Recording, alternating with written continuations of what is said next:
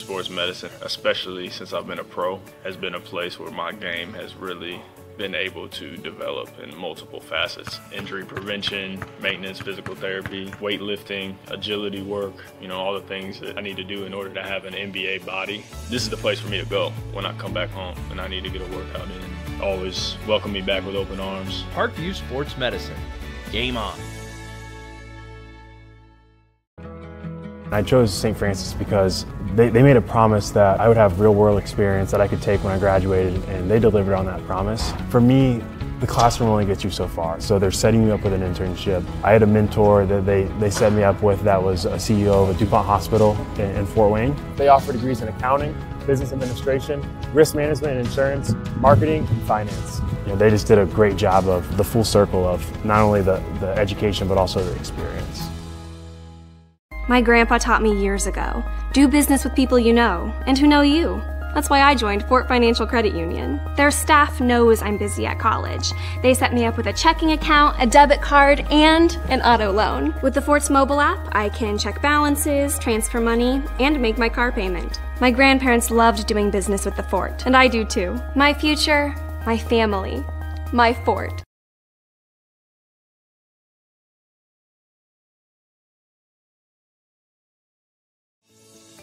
Parkview Sports Medicine is an integrated sports medicine team. We're treating injuries when and where they happen, and working to prevent them before they do. We believe the best care is coordinated care, helping ensure you get the individualized services you need every step of the way, offering innovative treatment techniques to get you or the athlete you love back in play. Reaching higher, pushing further. Parkview Sports Medicine. Game on. It may be winter, but it's never too early to start thinking about spring. Start your new year sharp and trust Kurt's Mio to power wash your home. Fair prices, superior quality, and exceptional customer service. Schedule your spring special appointment today. Additional services include concrete sealing, deck and fence cleaning, driveway replacement, and stamped concrete. Give your home the curb appeal it deserves.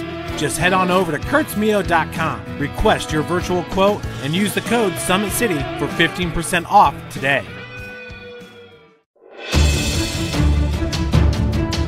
Brooks steals it, tips it away to himself. He'll go to the hoop and slam it down. They attack, they get a great shot. Here he comes. And Lucas Craw. Shot hits the post.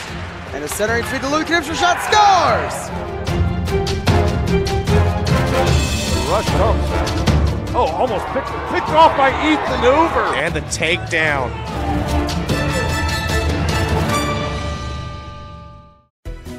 Everything that I do can have an impact on somebody else. You can dream any dream and you can chase any dream and you can have a chance to succeed at that dream. We're here just a speck of time. Given the opportunities to be selfless. That's what God does with us. Not forgetting how you got here and who helped you along the way.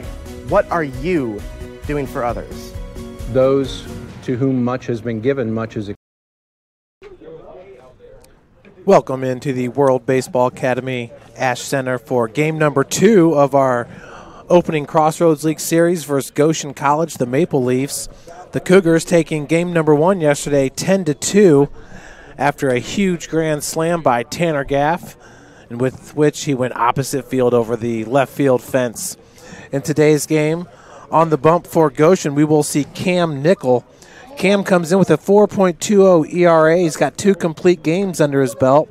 In 15 innings pitched, he's given up 14 runs, just 7 of those earned, 17 hits. He's got 6 walks and 16 strikeouts. His 16 strikeouts tie him with Matt Baker for a season high in this series. Opposing hitters are batting .279 against Nickel.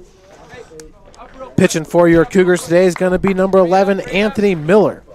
Miller comes in with an 18 ERA, just 2 innings pitched under his belt, giving up 9 runs, only 4 of those earned.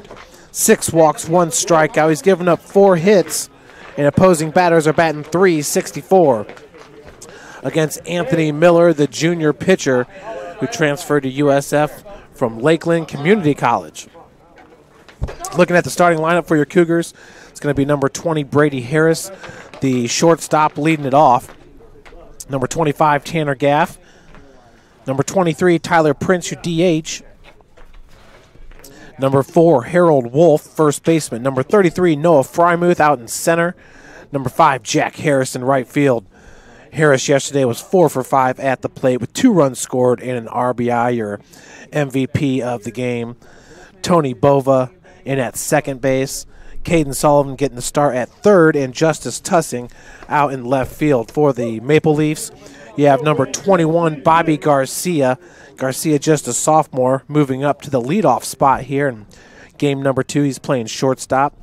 Number 6, Ben Longacre, center fielder. Number 25, Clint Strobel behind the dish.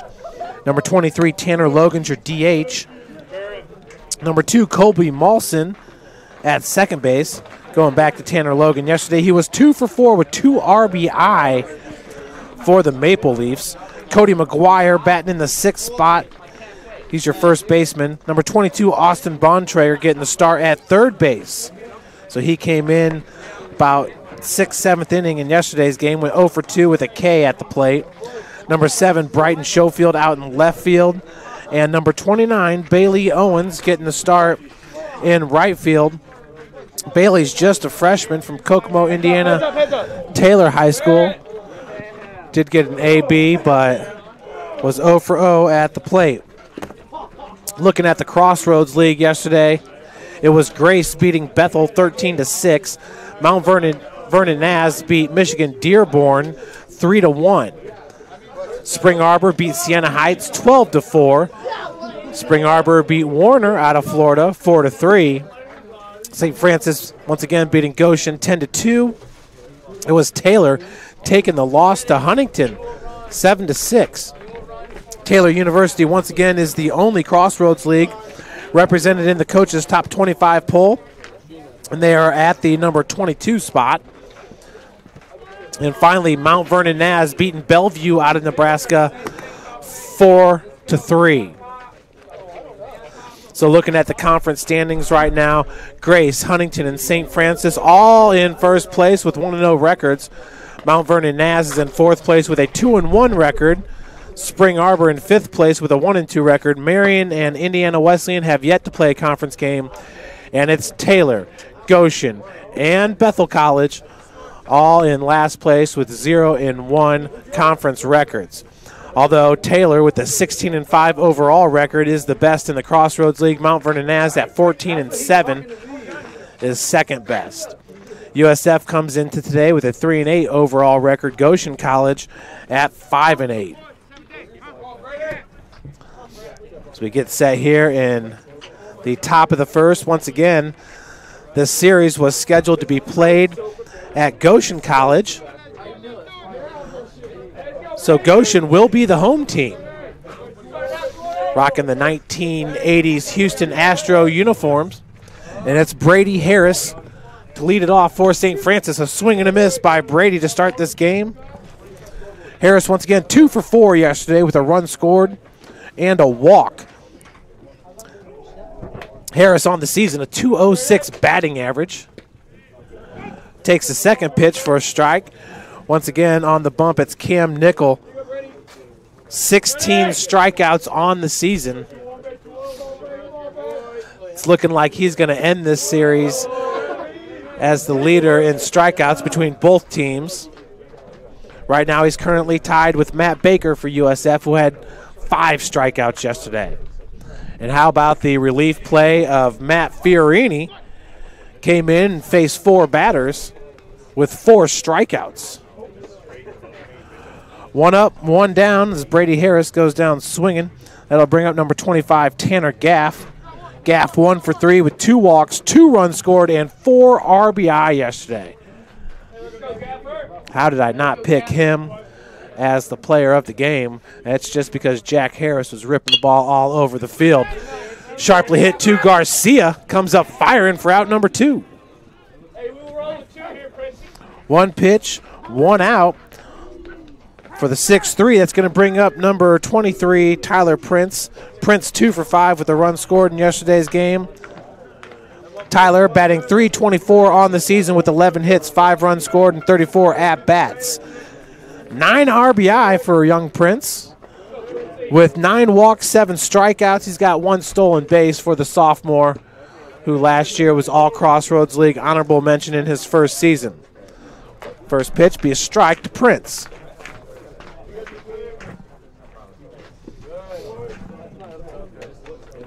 One and one's your count. Once again, it's Cam Nickel on the bump. He's a sophomore pitcher, 6 foot, 185 pounds from Middlebury, Indiana. Went to Northridge High School. Ooh, right at the knees for strike number 2. 1 and 2, your count to Tyler Prince. As he fouls that one away. Tyler Prince, second best batting average in this series. The best batting average goes to Jack Harris with a .423 batting average. That 4 for 5 performance yesterday really helping out the BA as Prince rips it up the gut. 2-out single for Tyler Prince, and the Cougs get their first hit of the game. It's going to bring up number 4, Harold Wolf, first baseman. Harold doing a great job in the field yesterday defensively. He's a junior. Throws left, bats left, 6 foot, 210 pounds for the ultra athlete from Kendallville, Indiana. Yesterday, Wolf, as he's going to check that one high for ball 1. Yesterday, Wolf making a great snag on a line drive as he was able to double up Goshen unassisted.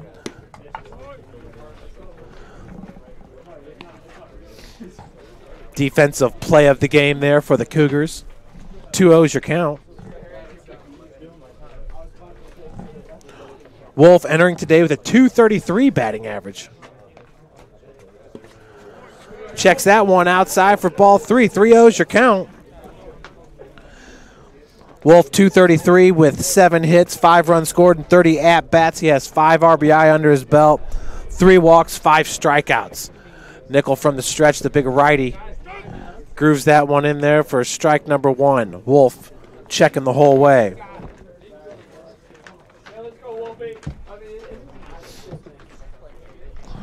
Prince once again with the 1 stolen base on the season.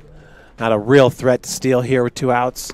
Wolf's going to check that one high. We have runners at first and second after the walk for Harold Wolf.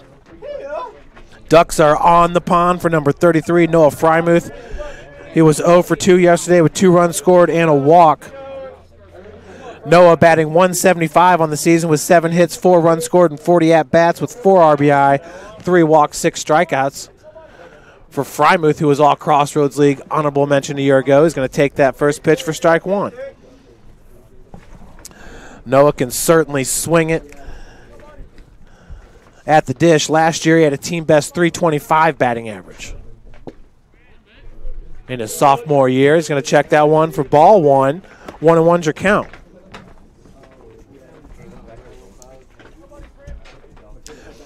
We got Garcia at shortstop.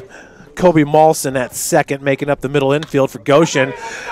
That one drilled into left field, and good catch there by number 7, Brighton Schofield, for out number 3. So Frymuth hitting it sharply, but we're going to head to the bottom of the first, scoreless, here at the World Baseball Academy Ash Center. Catholic University must have a passion for truth, and we trust in both the power of faith and the power of reason. Both come from God. May God bless this university as it continues to pursue truth on the wings of faith and reason.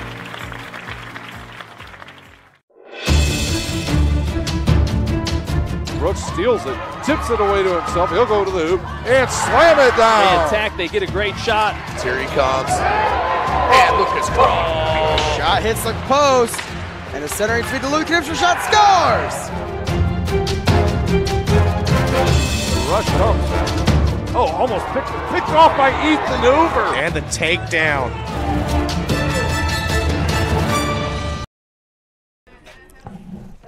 Cougars leave two stranded there in the top of the first. Sharply hit ball by Noah Frymuth. Looked like it was going to get down in left field, but Brighton Schofield was able to charge in and chase it down, making the basket catch. Once again, it's Anthony Miller on the bump, missed last year with Tommy John surgery. Head coach Dustin Butcher in his first season with the squad as head coach. Working him in slowly here. Miller once again just 2 innings under his belt.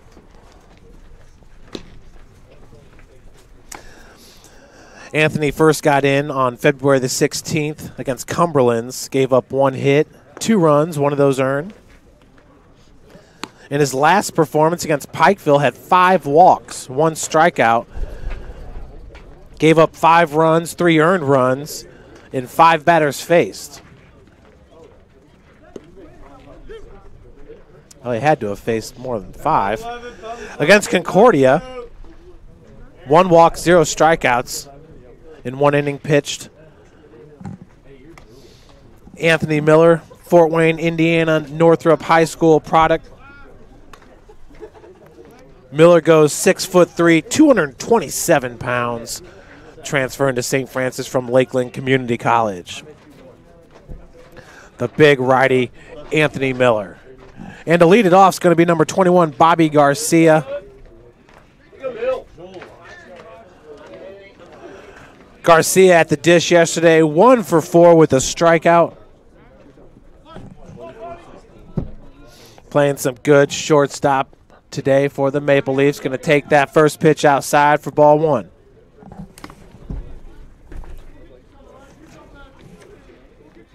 Garcia batted in the 7th spot yesterday and got the start at third base.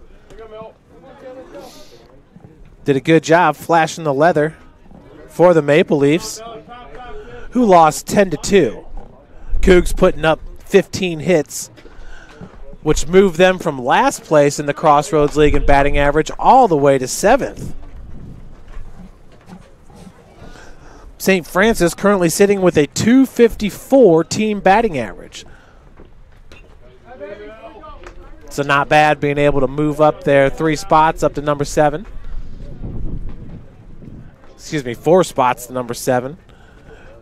2-2 now your count to Bobby Garcia, just a sophomore from Carolina, Puerto Rico. His hometown. That one fouled off the backstop.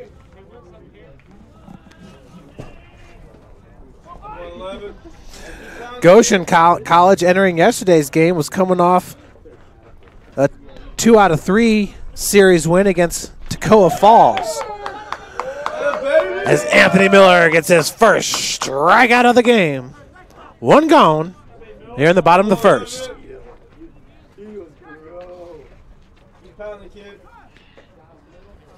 Good to see here by Miller. Gets Garcia looking. It's going to bring up Ben Longacre. 1 for 5 with a run scored in this game. Or in yesterday's game, excuse me. Longacre last year batting over .350 for the Maple Leafs.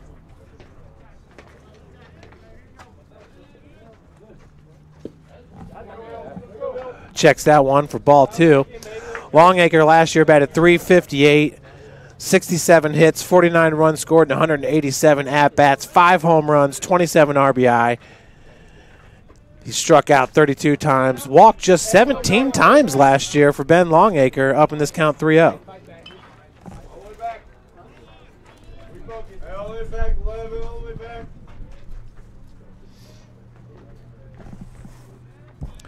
Longacre listed at 6'3", 215. We got to battle the bigs here. 3-1's your count. Longacre's from Bartow, Pennsylvania, Boyertown High School. So he'll draw the walk. 1 out, Longacre at first.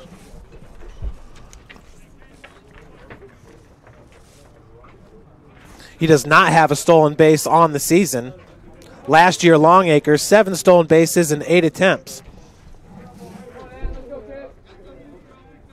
That's going to bring to the plate Clint Strobel. Strobel started and played, I believe it was 8 innings yesterday. Backing him up was a freshman catcher, Jordan Daniels. 1-0 is your count.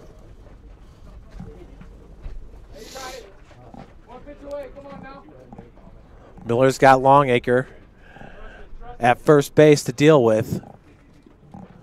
Wolf holding him on. Ball in the dirt, gets away from the catcher, Matt Vollmer. So advancing to second base will be Ben Longacre on the wild pitch. 2-0 the count to Clinton Strobel II.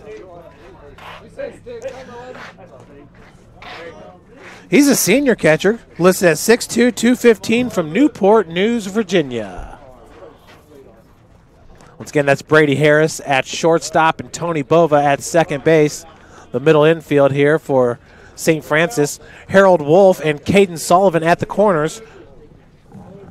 3-0's the count. Strobel, a big catcher here for the Maple Leafs. Going to check that one low. So Anthony Miller, in his second consecutive game, having some issues here with walking the Maple Leaf batters. Remember, he had 5 walks in his last time out against Pikeville, and that was back on March the 1st. 1 walk against Concordia in that 1 inning pitched in the series that was played here at the World Baseball Academy Ash Center, I believe 2 weeks ago. Played that series in 20-degree weather. That was the series where starting shortstop David Snyder did roll his ankle. Snyder had been the leading hitter for St. Francis throughout the season, but Jack Harris, after that big performance yesterday, Harris now sitting at a 4.23 BA.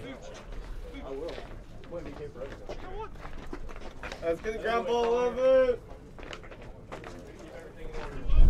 Bring him out. How hot is Jack Harris? Well, right now he is riding a 5-game hitting streak. He has 11 hits and 26 ABs. 4 hits yesterday, 2 hits against Pikeville, 2 against Concordia. Went 1 for 3 against Concordia as well in that series, as that ball is going to miss low and inside. To number 23, Tanner Logan. Logan yesterday 2 for 4 with 2 RBI. Played a little first base for the Maple Leafs. Matt Vollmer, the senior, behind the plate. Now I take that back. Logan yesterday was a DH. It was Cody McGuire at first.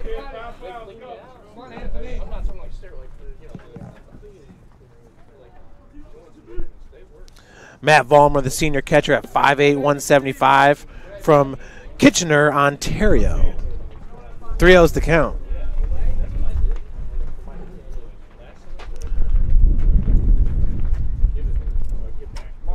Right here.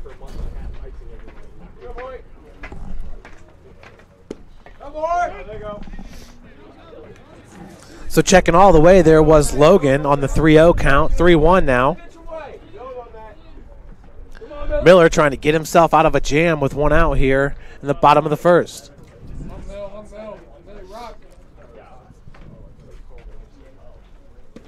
Beautiful looking pitch. He's going to take it to full here. Looks like he just froze Logan for a second. Tanner Logan entering today with a .250 batting average, 4 hits and 16 ABs with 1 run scored.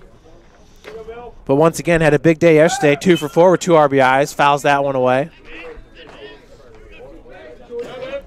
1 home run yesterday, that was the grand salami by Tanner Gaff. We almost had 2, though, as Mikael McCowan in his first AB in the top of the first went all the way to the warning track in left field. Mikael was smoking the ball all over the field yesterday in game number 1 of this series.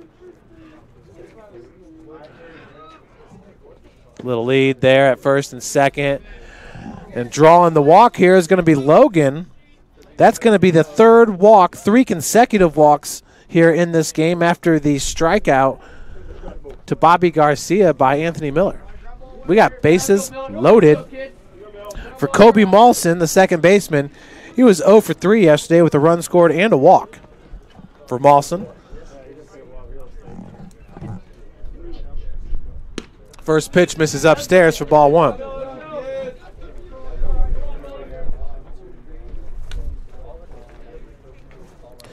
Maulson with a .268 batting average, 11 hits, 6 runs scored, and 41 ABs. He's got 3 doubles on the season, and they're going to call a balk on Miller. As Goshen takes the lead, 1-0. We got runners at second and third. Let's take another look at it.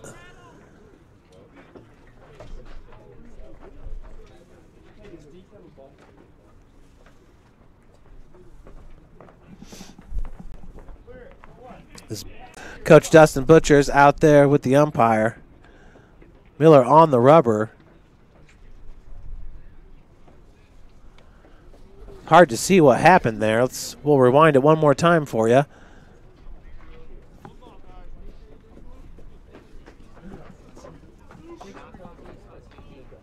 That's why I'm not an umpire. Nonetheless, 1-0. Goshen on top.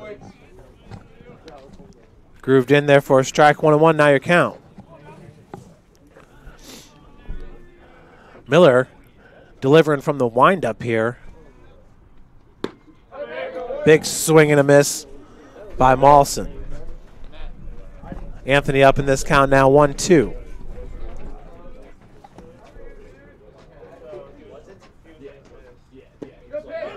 Gets him looking. Second strikeout of the game for Anthony Miller.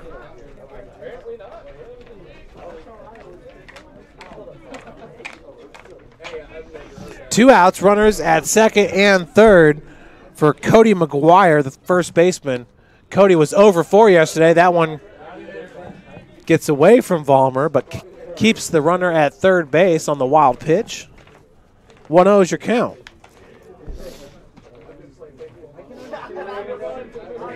Temperature climbing up to 37 degrees here in Fort Wayne, Indiana. World Baseball Academy, Ash Center. 2-0 now the count. Miller opened up the inning, striking out Bobby Garcia. 3 consecutive walks to Longacre, Strobel, and Logan. Then the K to Maulson. Once again, coming home to score was Ben Longacre on the balk.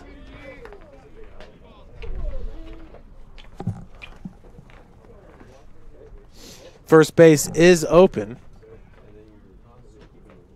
against the first baseman here. Low and inside for strike number 1. Cody McGuire.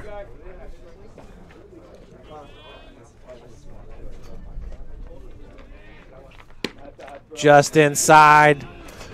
So we got bases loaded now. That's the 4th walk of the game for Anthony Miller here in the bottom of the first. It's going to bring the plate number 22, Austin Bontrager, third baseman. Austin's only a freshman. Number 22, he's 5'10", 240 pounds from Goshen, Indiana. The Goshen Redhawks. Played some good third base yesterday, coming in on relief of Garcia out in the field. Was 0 for 2 at the dish.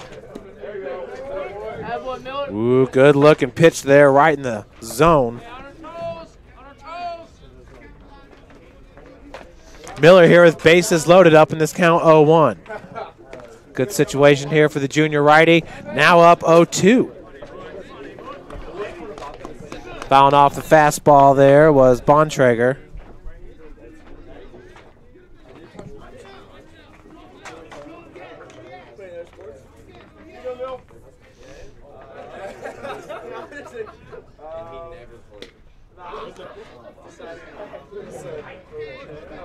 Off-speed pitch.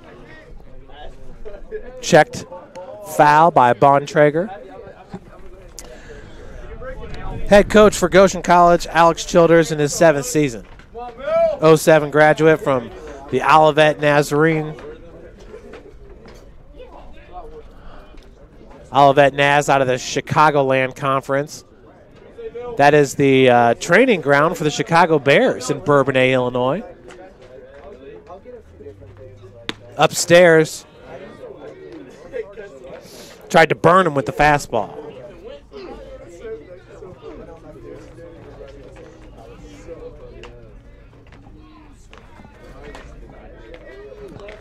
The 1-2, bases loaded. Beautiful, gets him swinging. 3 strikeouts in the inning for Anthony Miller. Goshen up 1-0, heading to the top of the 2nd.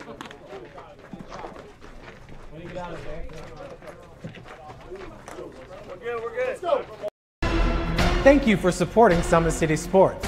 For the last several years, we've provided the Fort Wayne community and beyond with coverage of a variety of sports, thanks to our title sponsorship from Parkview Sports Medicine. Since we began in 2015, our annual budget has covered the cost of videographers and commentators to over 300 plus games each year. New equipment and maintenance of that equipment, along with increased broadcast rights fees from the IHSAA. This season, we're reaching out to friends, families, and local businesses for additional sponsorships and donations. You can help us grow and get coverage to your favorite team or sport. A Summit City Sports sponsorship or donation will help make that happen. We have the goal of bringing fans live stream games of every SAC game we cover. With the additional funds, we'd invest in mobile internet devices, allowing us to bring our supporters every SAC conference football and boys and girls basketball games live, as well as more coverage for sports like cross country, tennis, golf, swimming, wrestling, track and field, baseball, and softball. For more information on sponsorships or how to donate, visit summitcitysports.com. Parkview Sports Medicine is an integrated sports medicine team. I mean, I always had my family behind me, I always had my team behind me, but to have staff that wanted the best for me and to get me feeling better the quickest was really reassuring. Parkview Sports Medicine. Welcome in, everybody. This is Jack Harris at the plate. Takes the first pitch for strike 1. Jack yesterday 4 for 5 with 2 runs scored and an RBI. He's the series leading hitter with a .423 batting average. Down in this count 0-2 for Jack Harris, the junior from Fort Wayne, Indiana, Bishop Dwenger High School. He and Noah Frymuth went to the same high schools.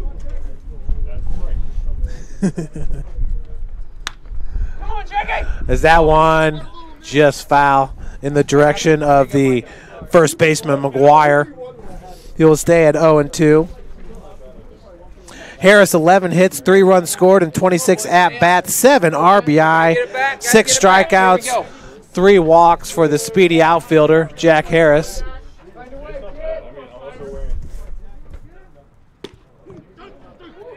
Goes down looking here for out number 1. 1 up, 1 down here for Cam Nickel. The top of the 2nd. That'll bring up number 13, Tony Bova, the second baseman. Bova 2 for 4 with 2 RBI yesterday.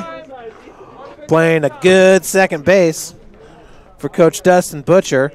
Bova, .294 batting average, 10 hits, 5 runs scored, and 34 ABs with 2 RBI, 1 walk, 9 strikeouts.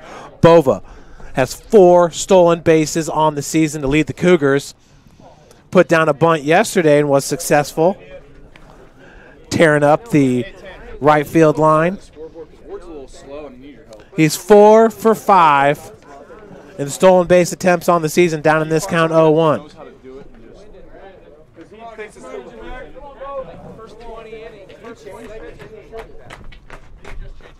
Nickel, nice on the off speed. Looks like he froze Bova there for a second at the plate. Nickel, that one's too low. Back-to-back balls, the count's 2-1.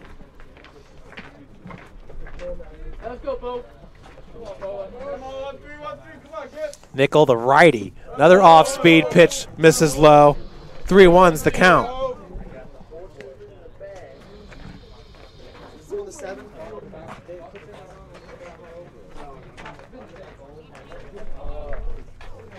Goshen with 1 run on 0 hits, left 3 stranded as Bova draws the walk. That was in the bottom of the first. Cougars with 0 runs scored with 1 hit in the top of the first. This is Caden Sullivan, 0 for 1 yesterday. Keep working, keep grinding away. Keep working, keep grinding away. Get that back. Caden came in to pitch for an inning and played a little third base yesterday for the Cougs. 0 for 1 at the plate. Caden pitched 1.2 innings, giving up 1 hit, 0 runs. How about Caden Sullivan with the 0.00 ERA on the season? Looking to keep that around for a while. 1-0 is your count. Speedy Tony Bova at first base. Pitch misses high and tight. 2-0 is your count. Bova once again, 4 stolen base in 5 attempts. Holding him on is McGuire at first base. McGuire 6'1", 190. Plenty of time, well done. A big frame for Nickel there to check him at first.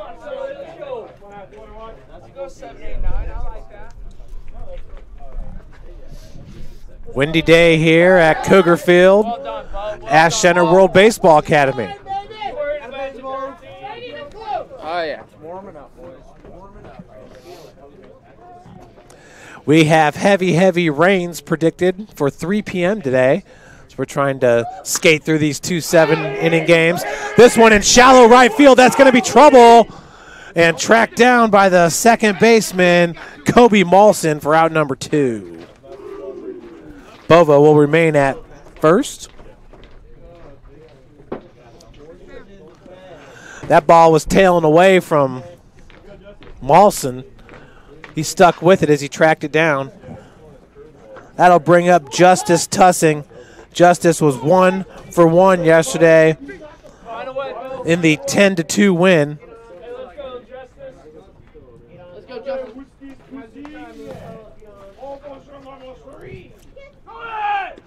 And he gets plunked. You heard the infield scream that Bova was going. He was not. Tussing gets plunked just like Noah Frymuth did 2 times yesterday. So we have runners at first and second for Brady Harris. Harris, who went down swinging in his first AB. 2-out ribby sandwich. 2 outs here for Harris. Ducks on the pond.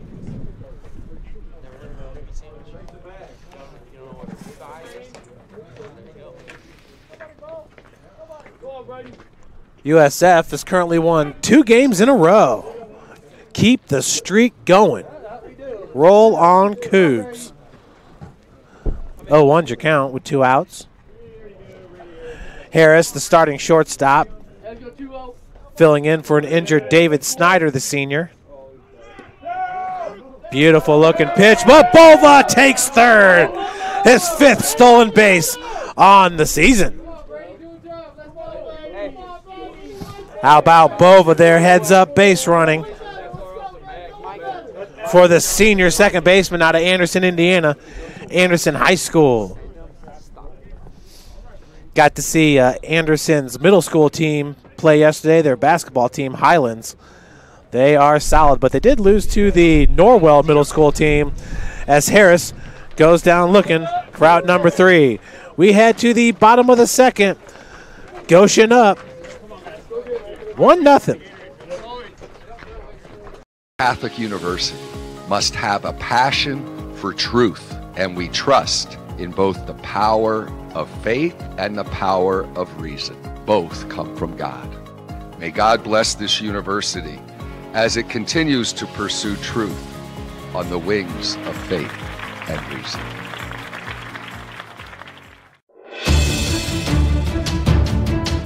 Brooks steals it, tips it away to himself. He'll go to the hoop and slam it down. They attack, they get a great shot. Here he comes. And look at his shot hits the post. And the centering feed to Luke Knipster, shot scores! The rush comes. Oh, almost picked off by Ethan Hoover. And the takedown.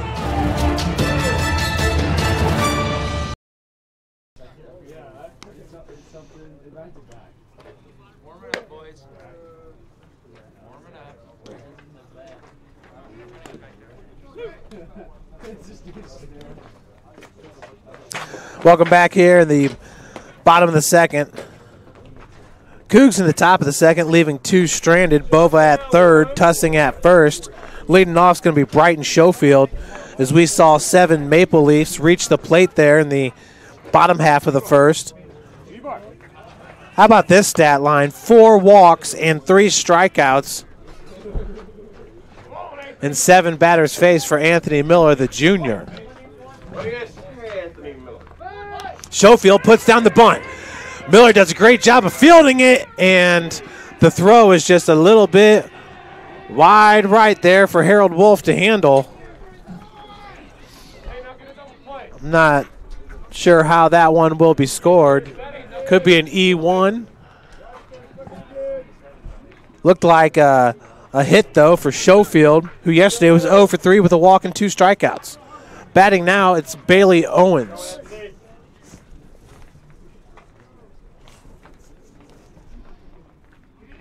Bailey Owens, a 125 batting average. He's looking to throw down the bunt. Foul. 2 hits, 4 runs scored, and 16 ABs. 2 RBI for Bailey Owens. No, excuse me, 0 RBI, 2 total bases, 4 walks, 5 strikeouts, 0 steals. Sully, when you go. Come on, Sully. 0-1 is your count. That's Caden Sullivan, the third baseman, charging on the attempted pitch, or lack thereof. And the runner is off. Bunt's laid. Miller's got it. Harold Wolf. Oh, smart play there by Anthony Miller, tagging out the runner himself. Bailey Owens goes down on the one in unassisted. Schofield moves to second. Miller with the heads-up play there as Wolf was charging in as well. I do believe Wolf would have got back to first if Miller decided to throw it to the bag. That brings up the leadoff batter, Bobby Garcia, who struck out looking in his first AB. Swing and a miss for Garcia. 0-1's the count.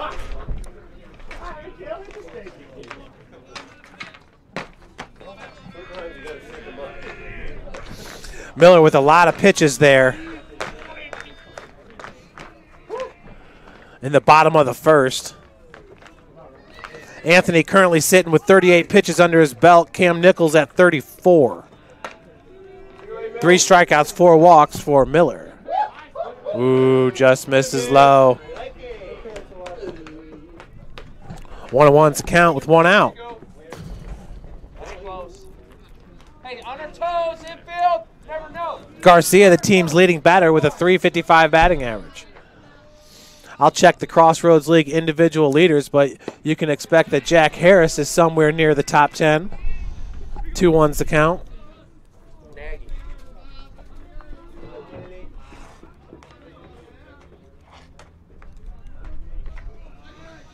Apparently, Jack does not have enough ABs, as he's not listed in the top 5. He would be, though. Lowest batting average at number 5 is Connor Lengerich from Spring Arbor, 386 BA. He's in the 5 spot. Of course, Harris way above that. We have another walk with 1 out here. Runners at first and second. Garcia brings some speed to the base pass, as well as Schofield, obviously. Brings up Ben Longacre, who walked and scored a run back in the bottom of the first.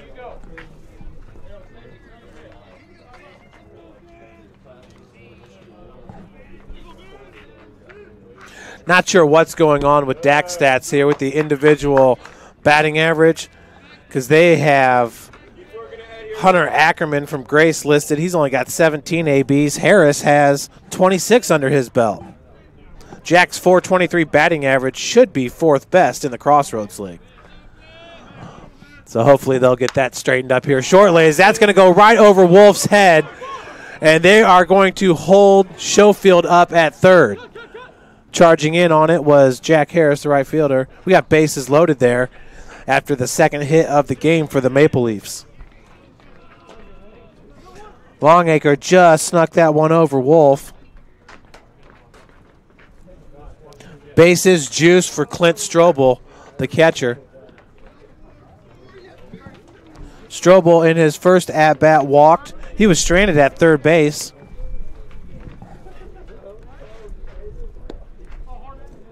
Strobel, once again, the team's second best batting average entering today, .306.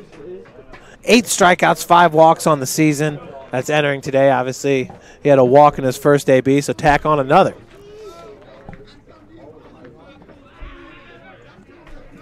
Longacre at first base. He's a junior for the Maple Leafs.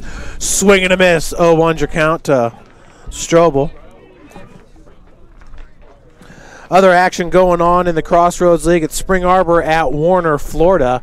They are not playing in 39-degree weather. 0-2 after another swing and a miss. Marion's at Edward Waters. They're going to play 2. Grace at Bethel, they'll play 2. Crossroads League action here on this Saturday, March the 9th, 2019. Swing and a miss. Miller with his 4th strikeout of the game. We got 2 gone. Bases are still loaded. We'll see if the Maple Leafs can't leave 3 stranded once again.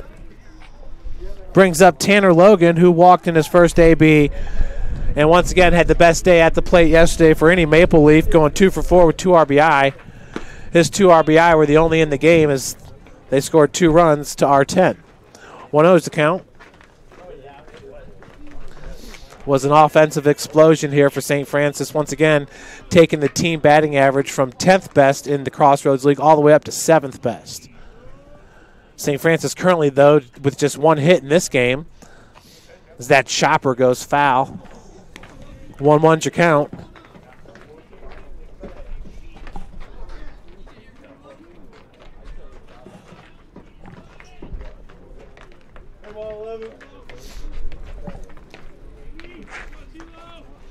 Goshen, after this series, will take on Trinity Christian, the Trolls. Ball in the dirt. Good job by Ballmer blocking it. St. Francis going to host Cincinnati Christian for a pair. And that's coming this Tuesday. That's a new game added by first-year coach Dustin Butcher, as we've had plenty of rainouts to start this season. Imagine that, a few rainouts in February. It's not that hard to imagine if you think about it.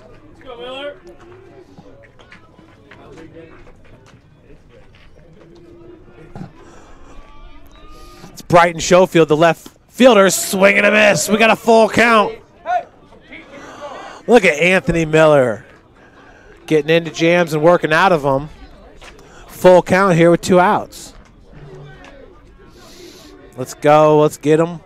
The big junior, 6'3", on the bump. Runners are off, and that ball's ripped at Bova. Fields it cleanly. Gets the out. Miller gets out of a jam here. Goshen once again leaves 3 stranded. We're going to head to the top of the 3rd. Goshen up 1-0. Yeah. Thank you for supporting Summit City Sports. For the last several years, we've provided the Fort Wayne community and beyond with coverage of a variety of sports, thanks to our title sponsorship from Parkview Sports Medicine. Since we began in 2015, our annual budget has covered the cost of videographers and commentators to over 300 plus games each year. New equipment and maintenance of that equipment, along with increased broadcast rights fees from the IHSAA. This season, we're reaching out to friends, families, and local businesses for additional sponsorships and donations. You can help us grow and get coverage to your favorite team or sport. A Summit City Sports sponsorship or donation will help make that happen. We have the goal of bringing fans live stream games of every SAC game we cover.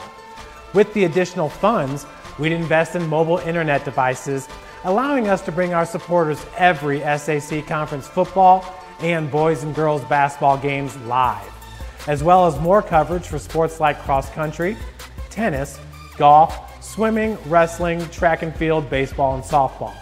For more information on sponsorships or how to donate, visit SummitCitySports.com. Parkview Sports Medicine is an integrated sports medicine team. I mean, I always had my family behind me, I always had my team behind me, but to have staff that wanted the best for me and to get me feeling better the quickest was really. Welcome back, everybody, here in the top of the third. Leading it off for St. Francis, it's Matt Vollmer. This will be his first AB, and he's going to lay down the perfect punt. A lead-off single by Matt Vollmer. Clinton Strobel might have wanted to let that one roll there, as it looks like it might have tailed left.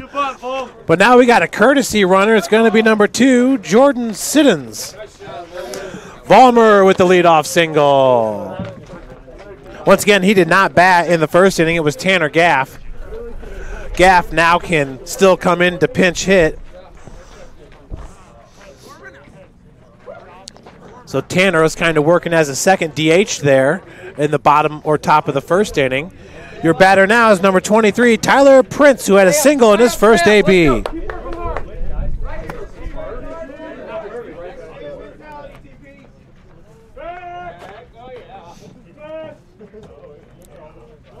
With the speedy Siddons at first base.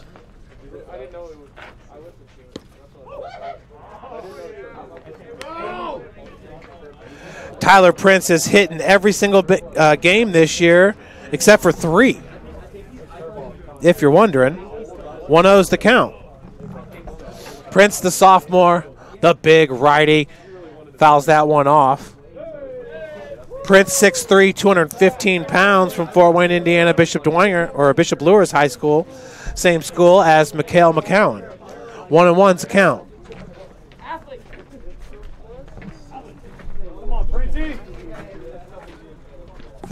Great play, Bo. Siddons does not have a stolen base attempt on the season. 0 for 0 in that department.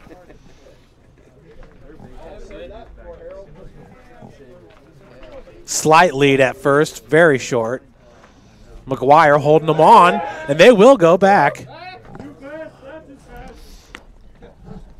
Siddons is getting in the head here of Cam Nickel, the senior hurler. Nickel, once again, entering today with 16 strikeouts. That's going to miss upstairs for ball 2. He's got 3 strikeouts in this game. 1 in the first and 2 in the second for Nickel. Not in time.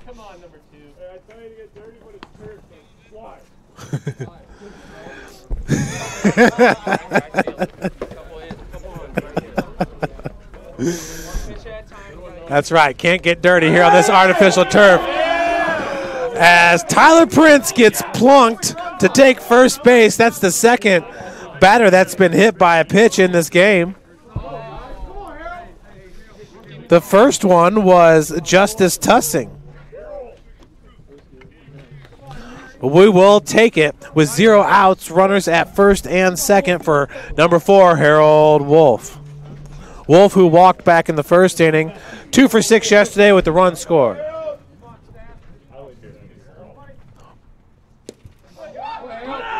That ball low, and Siddons going to have to race back to second. They got him.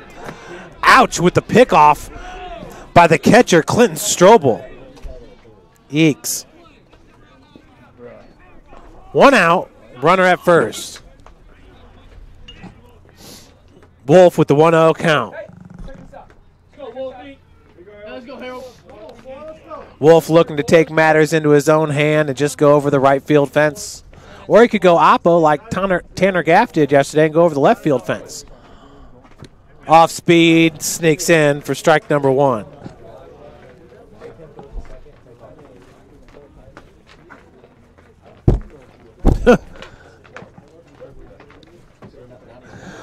Looks like the Northrop Bruins not going to win at the Logansport Regional. They're taking on the #1 ranked Carmel, as we got a stolen base there by Tyler Prince, his second stolen base of the season. Yeah. Hey, come on, Harold. Hit him in, baby. Come on, BB. Prince with the wheels now, 2 for 2 in stolen base attempts for the 6'3" DH. 2-1's your count to Wolf. Hey, way to pick him up. Well done, big boy. Good job, Harold. We got a runner in scoring position here for Harold. QB1 with the swing and a miss. I believe that one was fouled off, actually.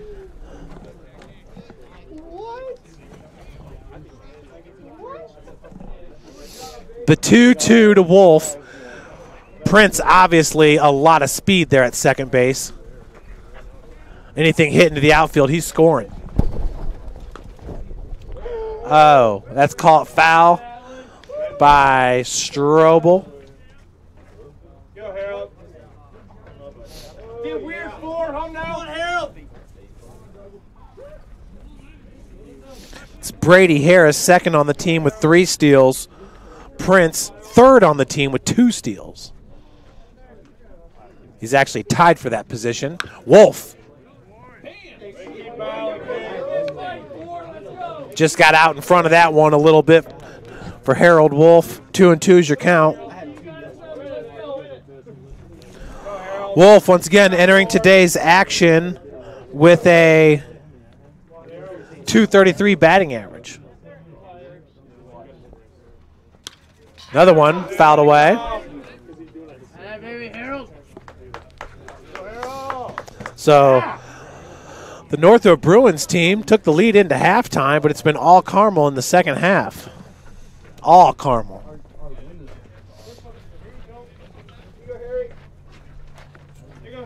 Lady Cougar softball team in action down in Florida, soaking in the rays. Nickel from the stretch. Comes with the gas. Right off the end of the back for Wolf.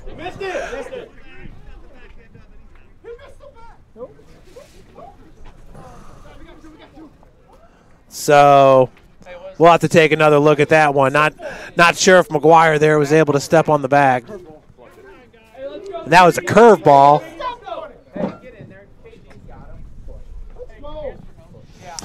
But nonetheless, that will advance Prince to third on the sack.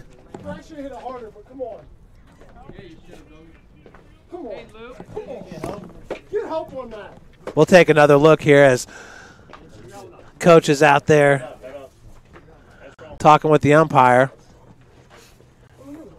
Wolf here on the curveball. Slow roller over to second. They flip it over, and yeah, I can't really tell.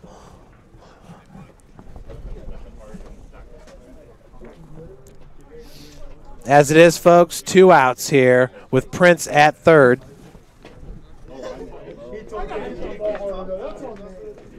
For Noah Frymuth.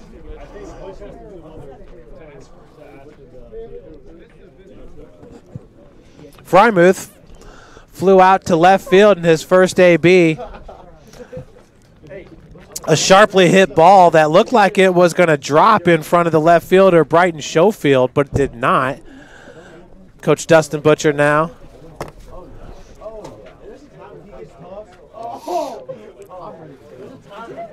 We'll play this one in real time here. This is Tyler Prince's stolen base.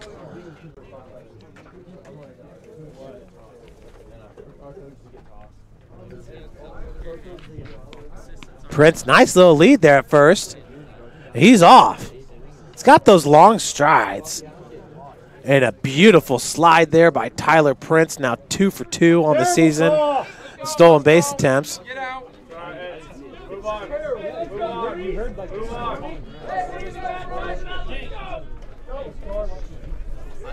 Come on, Fry, do it. I really want to. Here we go.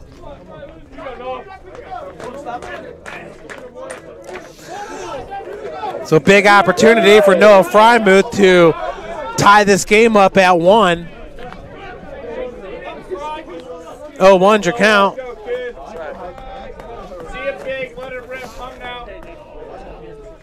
You're okay.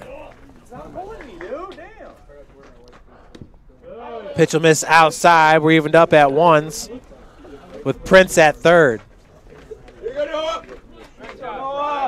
Good discipline. Let's go, Fry. See if Tyler Prince opts to steal home. Gonna doubt it. Ooh, gets Frymuth fishing there on the off speed. 1-2's your count.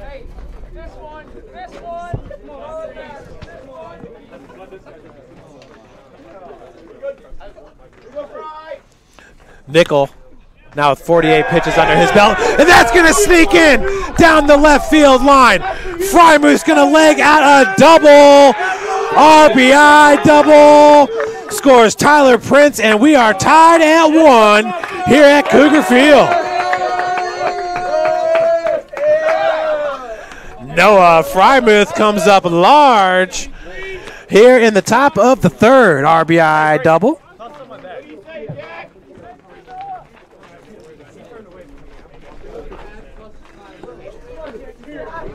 That'll bring up Jack Harris, the right fielder. Jack, who was 4 for 5 yesterday, 0 for 1 in this game. Looking to get it going there. Takes that pitch in the dirt for ball 1.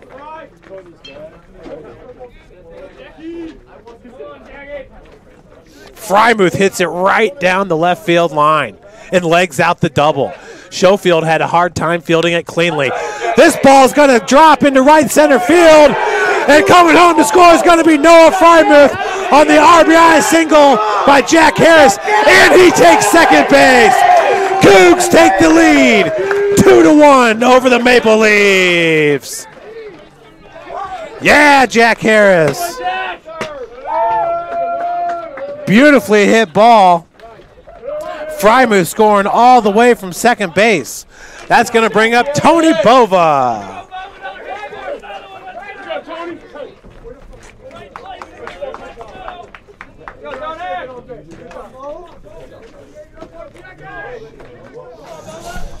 How about these plate appearances back-to-back? Noah Frymuth and Jack Harris, the Bishop Dwenger connection, continuing to get it done here in their junior seasons.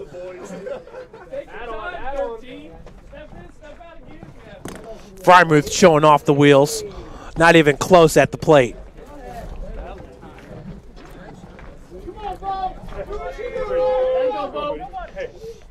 Bova looking to put the bunt down off the backstop.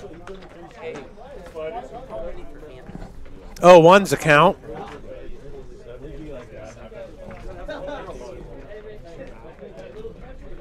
Nickel up to 53 pitches. Miller's at 54. Miller had that big first inning, too. He's really settled down. Bova's going to check that one upstairs. Good eye by the second baseman. Senior from Anderson, Indiana. Bova, who walked in his first AB and stole third base for his 5th stolen base of the season.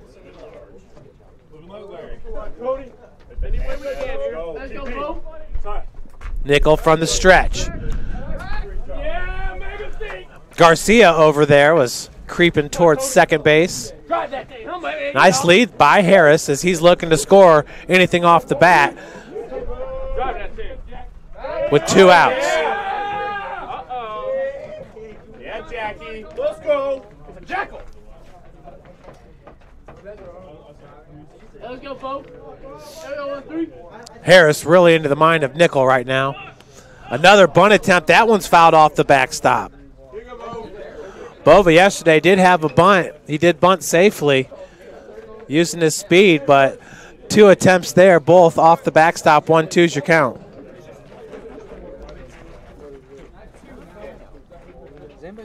On deck, it's Caden Sullivan. Nickel, the righty. 6 foot, 185. Nickel's got 3 strikeouts in this game. He's got 19 on the season now. Swing and a miss for out number 3. Still, the damage is done as the Cougars take the lead 2-1. after that great top of the third.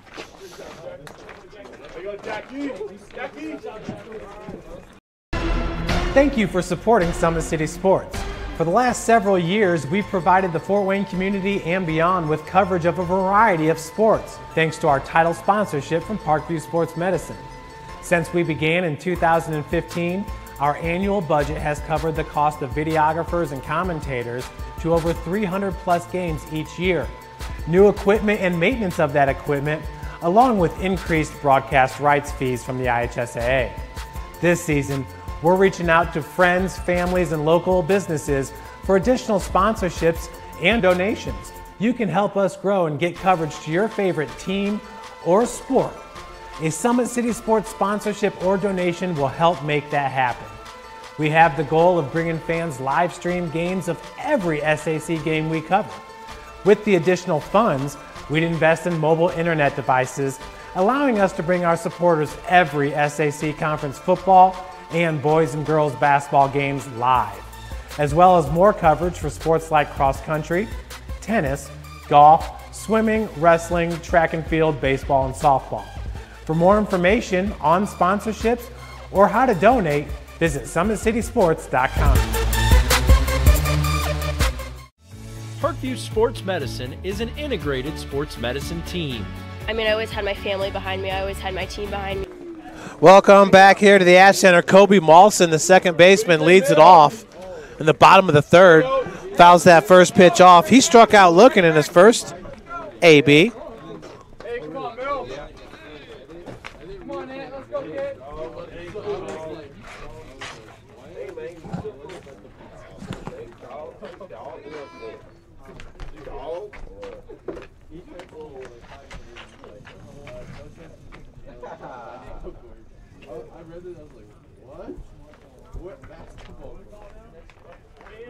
What do you say, Anthony Miller?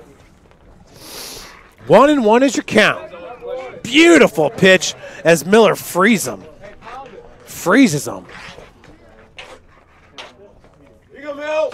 1-2.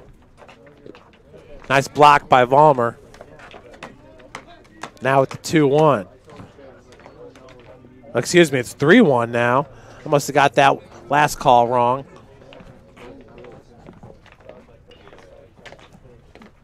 This ball's drilled, and that's right down the left field line. Tussing chasing after it. Going to be extra bases here for number 2, Colby Maulson, as that's a leadoff double. Goshen is loving it. 2 runs, 4 hits, 0 errors for St. Francis, and that'll be the third hit of the game for the Maple Leafs.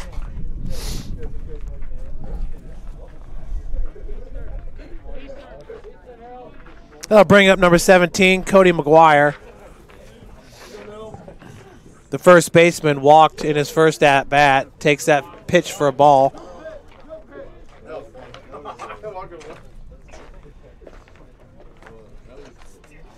Cougs looking to take their third straight victory on the season. This ball's drilled into center. Frymuth camping underneath it. Do we have a tag? No. Not going to test that gun from number 33 out in center field. Frymuth once again, also a great pitcher for the Cougs. So Goshen definitely doing their scouting. Not going to test the big right arm of the big center fielder, listed at 6'3", 220 pounds. A star defensive end in his high school football playing days. Austin Bontrager, the third baseman, takes that first pitch for a ball. Bontrager's just a freshman here for the Maple Leafs. Did strike out swinging in his first AB. Yesterday he struck out as well. He was 0 for 2 at the dish yesterday.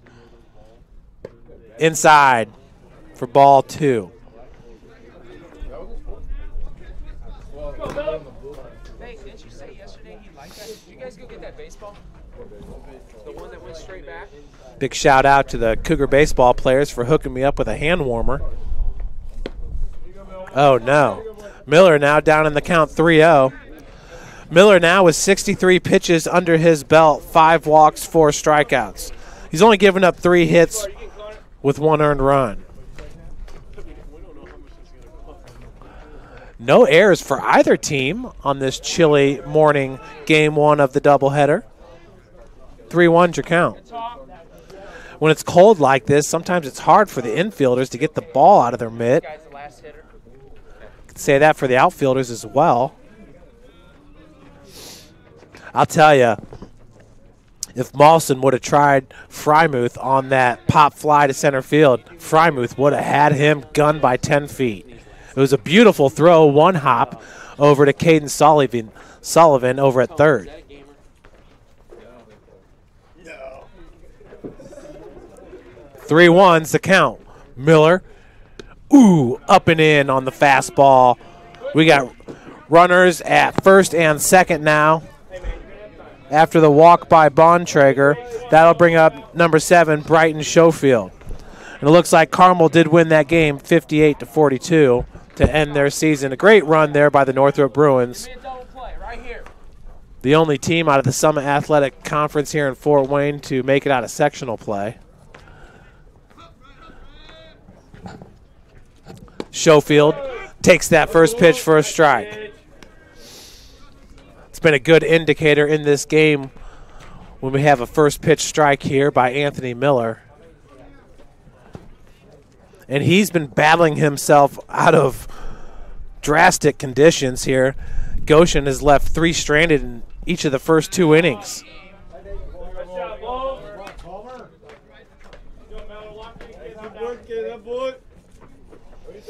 So Miller's been pitching himself into trouble and out of trouble. Also getting some good defensive play here by the Cougs. Harris with the coverage at second. That's going to miss inside. That looked like that might have hit Schofield if he didn't get out of the way.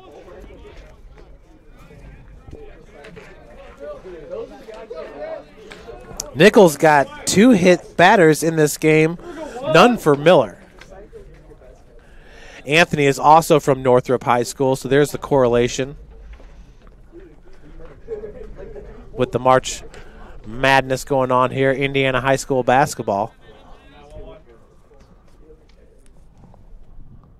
Off-speed pitch nearly sneaks in. 3-1 the count.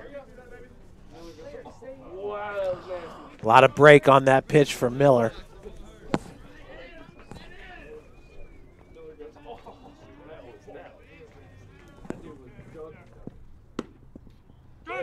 Yeah, catches the outside corner. High in the zone. We got a full count. 1 out here.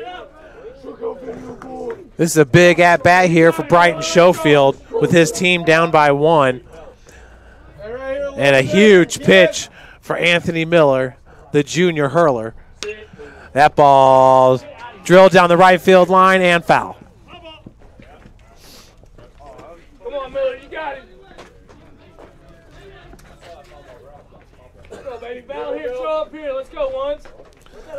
Miller now with 70 pitches under his belt. Cam Nickel with 57.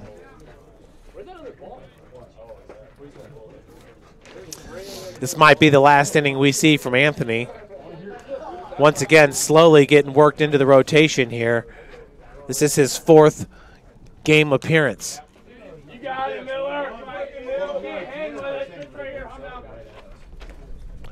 Cougs trying to get back to that 1-2 action at the top of the pitching rotation like we had, and I believe it was 2012. You had Chris Howe, the number 1, and Wesley Hunsucker, the number 2.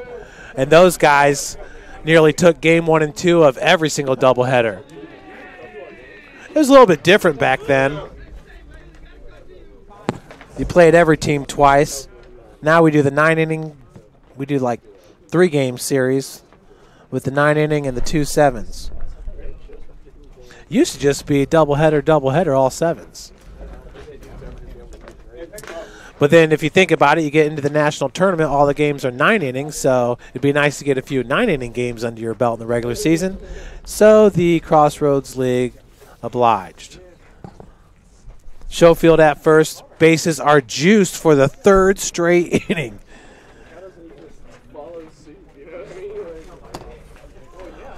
Maple Leafs got to be kicking themselves as they have left 6 runners stranded. St. Francis, well, they've left 5 runners stranded in this game. We do have a new pitcher, and it's going to be number 24, Connor Adams, the junior. We'll take a break, and we'll be right back with more Cougar Baseball here from the World Baseball Academy Ash Center. Sports medicine, especially since I've been a pro, has been a place where my game has really been able to develop in multiple facets. Injury prevention, maintenance, physical therapy, weightlifting, agility work, all the things that I need to do in order to have an NBA body. This is the place for me to go when I come back home and I need to get a workout in. Always welcome me back with open arms. Parkview Sports Medicine. Game on. I chose St. Francis because they made a promise that I would have real-world experience that I could take when I graduated, and they delivered on that promise. For me, the classroom only gets you so far, so they're setting you up with an internship. I had a mentor that they set me up with that was a CEO of a DuPont hospital in Fort Wayne. They offer degrees in accounting, business administration, risk management and insurance, marketing, and finance. They just did a great job of the full circle of not only the education but also the experience. My grandpa taught me years ago, do business with people you know and who know you. That's why I joined Fort Financial Credit Union. Their staff knows I'm busy at college. They set me up with a checking account, a debit card, and an auto loan. With the Fort's mobile app, I can check balances, transfer money, and make my car payment. My grandparents loved doing business with the Fort, and I do too. My future, my family, my Fort. Welcome back to Cougar Field here. St. Francis up 2-1 over Goshen. Goshen currently with bases loaded. We got a new pitcher. It's Connor Adams. Looking at Anthony Miller, 2.1 innings pitched, gave up 3 hits, 1 run. That was earned. 4 strikeouts and 7 walks for Anthony Miller.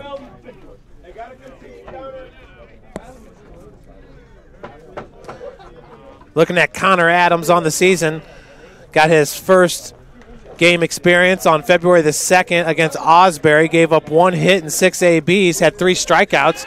That ball is going to get past Vollmer on the wild pitch as Goshen ties it up at 2 apiece. Not a great start there for Connor Adams as Molson scores on the wild pitch.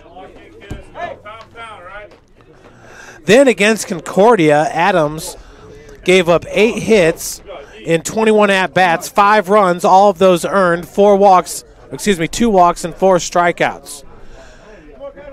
Opposing batters are hitting .333 against Connor Adams. Enters today with a 6.43 ERA. He'll be down in this count 2-0. With runners in scoring position at second and third. At third base, it's Bontrager, the freshman, Schofield, the left fielder, at second. 2-0 count.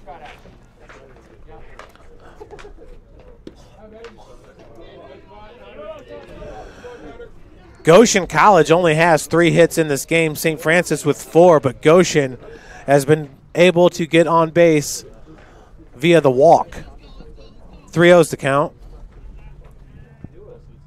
Upstairs. Bases are loaded. 4 straight pitches by Adams and 4 straight balls. That'll bring up Bobby Garcia.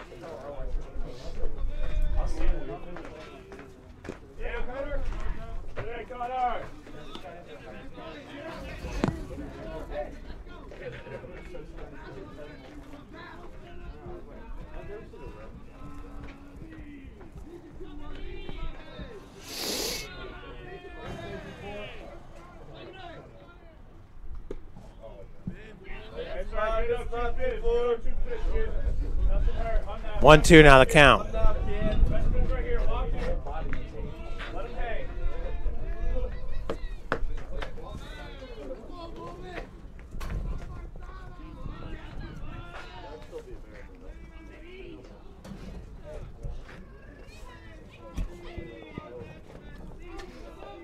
Hey, let's go, Connor. Let's go 2-4.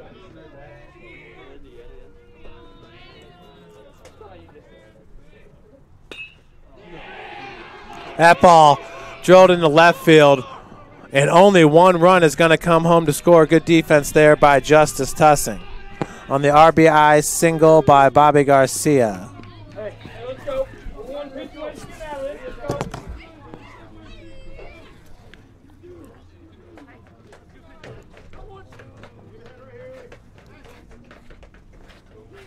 That'll bring the plate number 2 hitter Ben Longacre.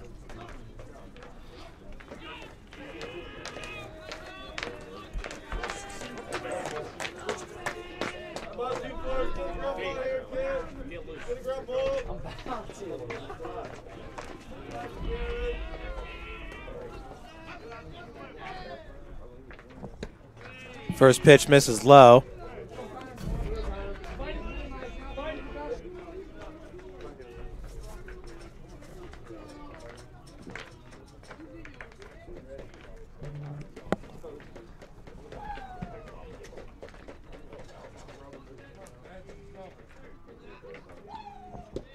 Another one low, 2-0's the count.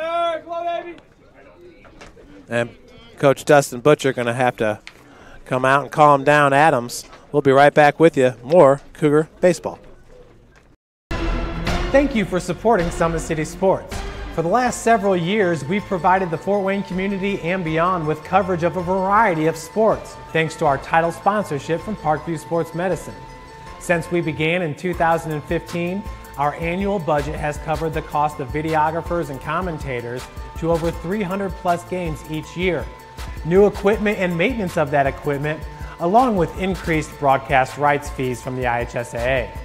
This season, we're reaching out to friends, families, and local businesses for additional sponsorships and donations. You can help us grow and get coverage to your favorite team or sport. A Summit City Sports sponsorship or donation will help make that happen. We have the goal of bringing fans live stream games of every SAC game we cover. With the additional funds, we'd invest in mobile internet devices, allowing us to bring our supporters every SAC conference football and boys and girls basketball games live, as well as more coverage for sports like cross country, tennis, golf, swimming, wrestling, track and field, baseball, and softball. For more information on sponsorships or how to donate, visit SummitCitySports.com. Parkview Sports Medicine is an integrated sports medicine team. I mean, I always had my family behind me, I always had my team behind me, but to have staff that wanted the best for me and to get me feeling better the quickest was really reassuring. Parkview Sports Medicine.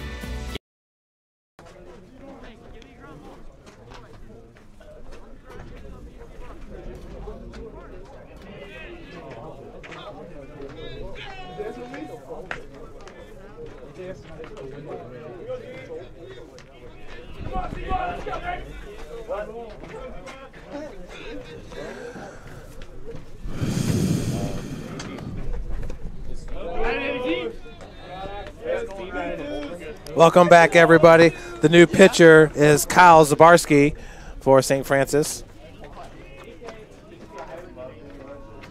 Come on, Ryan! His nickname's going around now.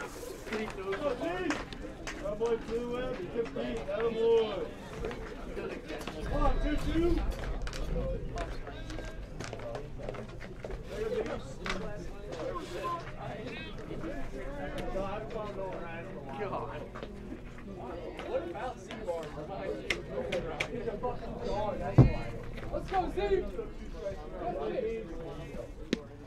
Nice swing and a miss.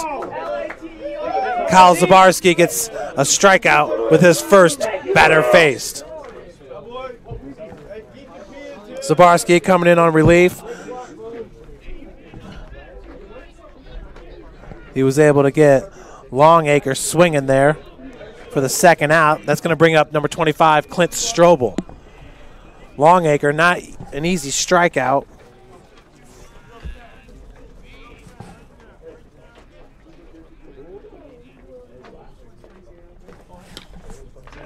First pitch swung on. Sullivan goes down to get it. And a nice scoop by Harold Wolf as the Cougars get out of a jam.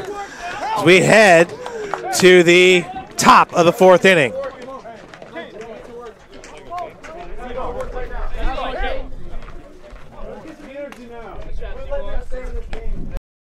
I chose St. Francis because they made a promise that I would have real-world experience that I could take when I graduated, and they delivered on that promise. For me, the classroom only gets you so far, so they're setting you up with an internship. I had a mentor that they set me up with that was a CEO of a DuPont hospital in Fort Wayne. They offer degrees in accounting, business administration, risk management and insurance, marketing, and finance. You know, they just did a great job of the full circle of not only the education but also the experience.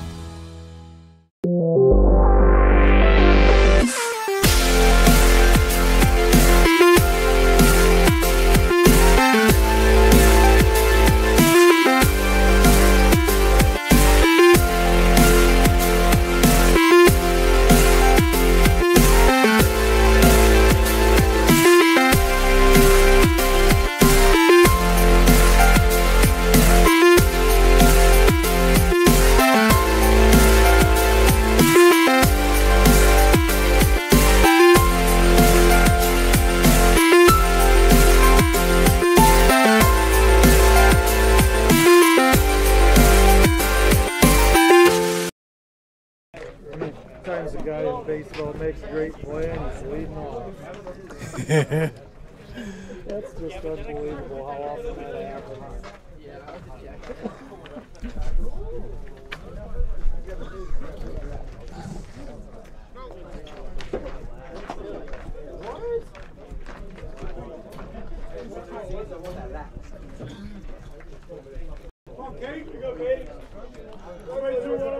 It's Caden Sullivan to lead it off here for St. Francis. Rips that first pitch right off the glove of Garcia into left center field. So 1 up, and we have a runner at first base after the Cougs' 5th hit of the game.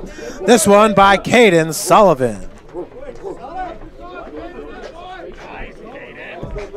Sullivan ripped that ball right off the outstretched reach of Garcia.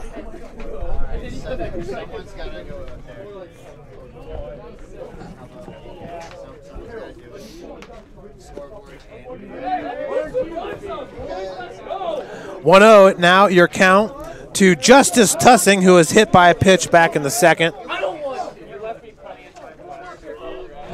1-0 is the count.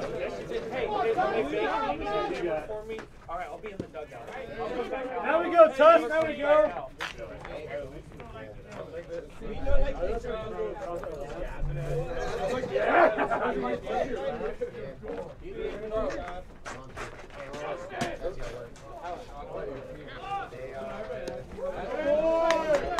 That's another one. 2-1 your count.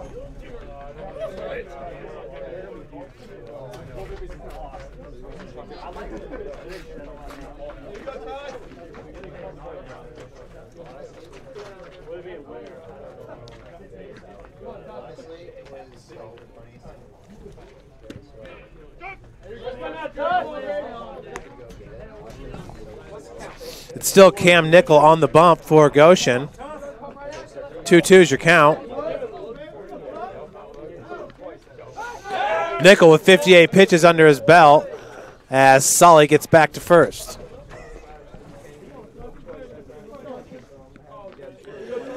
Caden Sullivan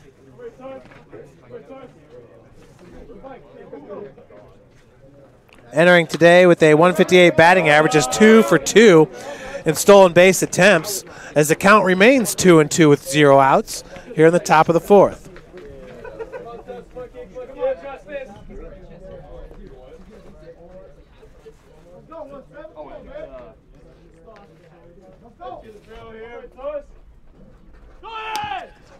Sullivan off and running.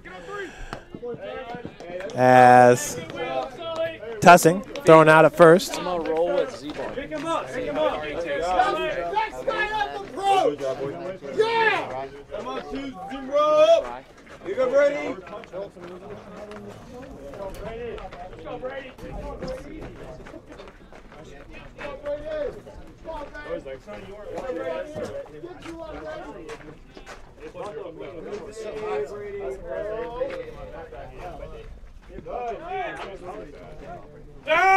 Your batter, it's Brady Harris, the leadoff hitter.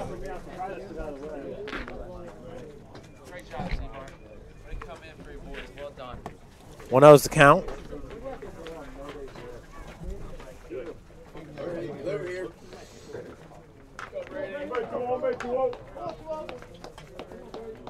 Come on, 2-0. Come on, kid. Come on, kid.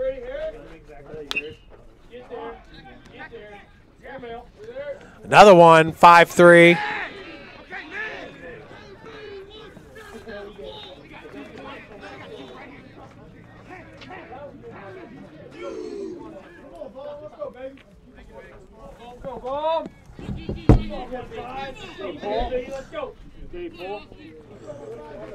That'll bring to the plate Matt Vollmer, the catcher. Matt with a single in his first AB. Great job, Sully. Way to stay balanced. Great job, Sully.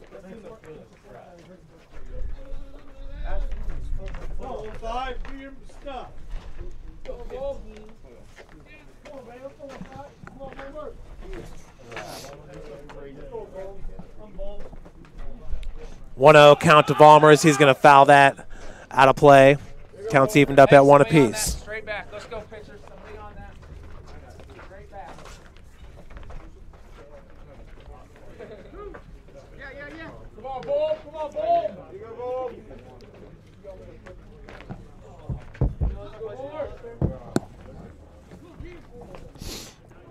The 1-1 to Vollmer.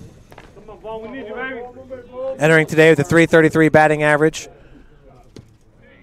He does have a stolen base on this season with 1 attempt. Down in this count, 1-2. Sullivan at second base with 2 outs.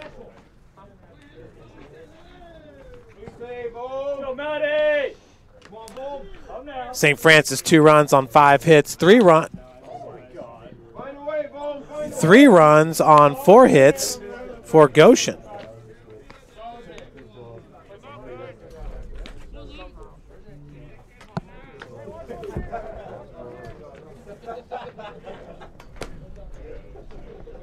Come on, Vollmer, we need you, baby. Go, ball. Ball.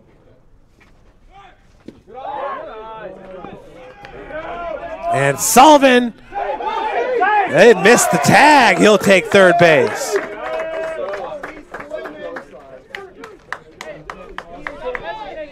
Go. Great job. Go. Let's go. Hey, come on, ball right there, baby.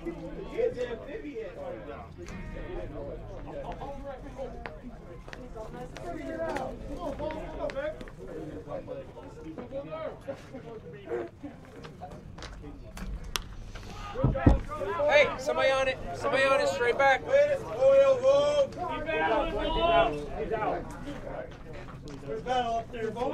2-2 the count.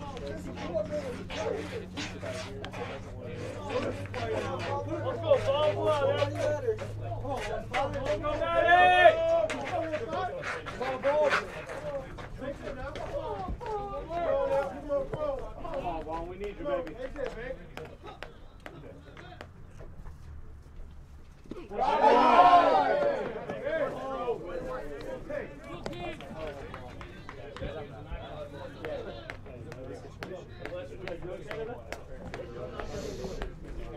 Vollmer working his way now to a full count with the tying run at third base.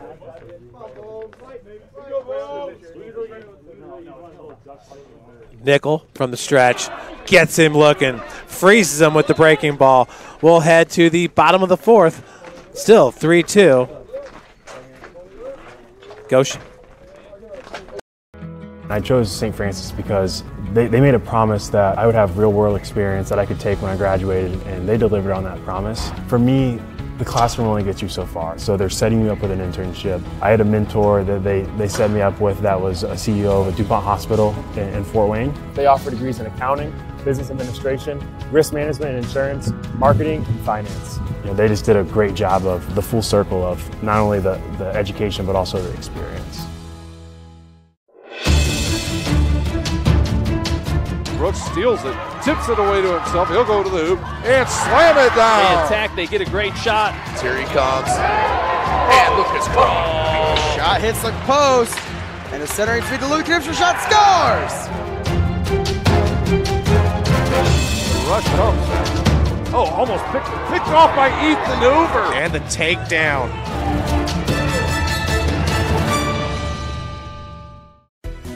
Everything that I do can have an impact on somebody else. You can dream any dream and you can chase any dream and you can have a chance to succeed at that dream. We're here just a speck of time. Given the opportunities to be selfless. That's what God does with us. Not forgetting how you got here and who helped you along the way. What are you doing for others? Those to whom much has been given, much is expected.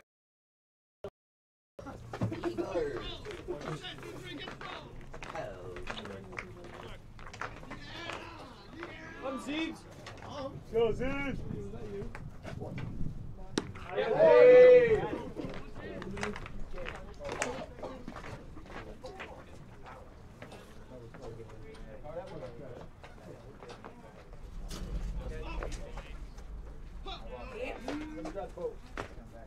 baby! Hey, baby, Seeds! Hey, keep competing, kid!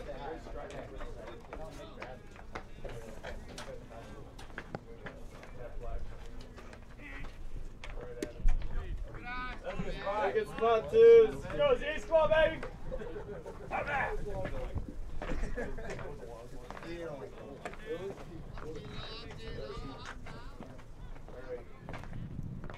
There you go, Z. So Vollmer. There you go. There you go, one. Cool, guys. One, twos. Oh, man.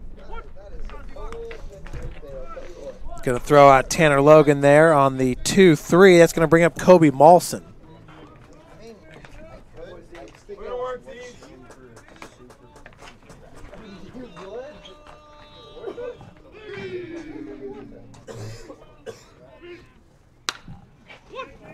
Pitch right up the gut.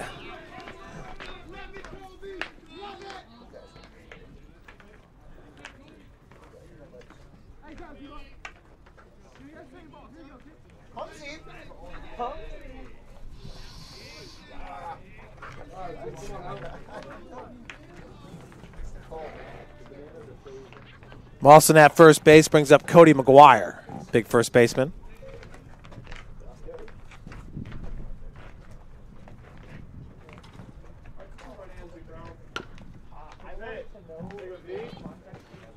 Oh, 1 is your count. Goshen picking up its 5th hit of the game.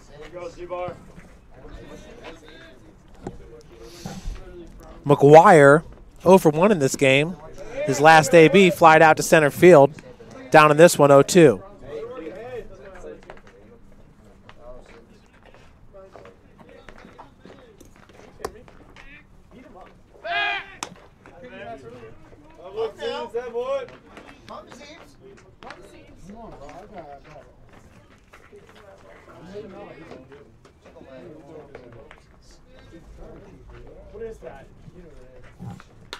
This ball drilled into left center. Tussing tracking it down. Cannot make the over-the-shoulder catch. Heading to third is Malson. On the double by Tussing.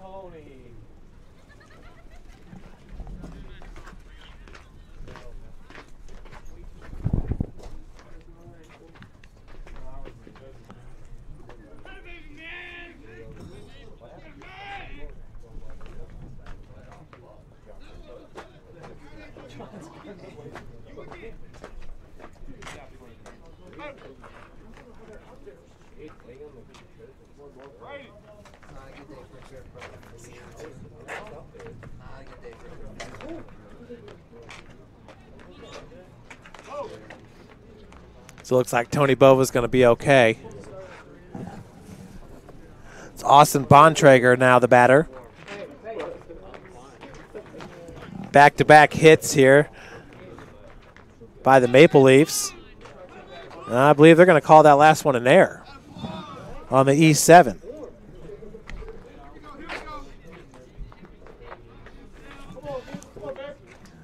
1-0's count. Okay, we'll go back and call that one a double. Caden Sullivan smothers it, checks the runner at third base for out number 1.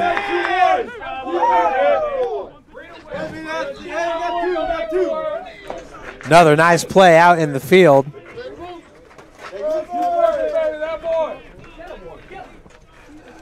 By Caden Sullivan. Now with 2 outs, it's Brighton Schofield.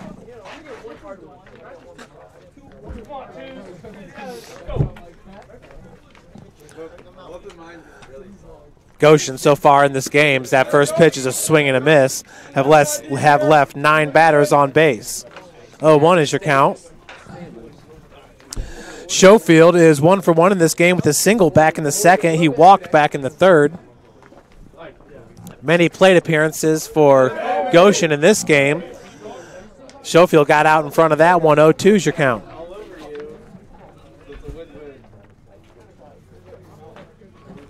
You'd be surprised with this artificial field how much dust still gets kicked around. Just missing on the called third strike, so 1-2 now the count. Zabarski now with 14 pitches under his belt and 2 strikeouts. Big swing and a miss. That's strikeout number 3 for Kyle Zabarski as Goshen leaves 2 more stranded. 11 total in this game. Head to the top of the 5th, 3-2, Maple Leafs.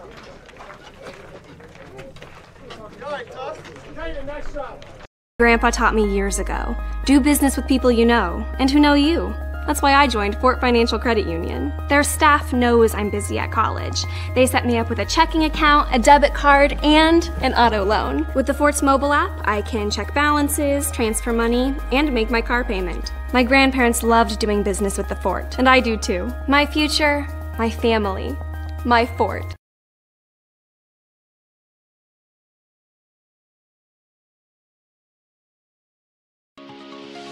The Chapel project is the most important building that has ever been built or ever will be built on this campus. It's in the heart of the campus, it's on Mirror Lake, and the chapel and the Bass Mansion will be able to communicate with each other architecturally.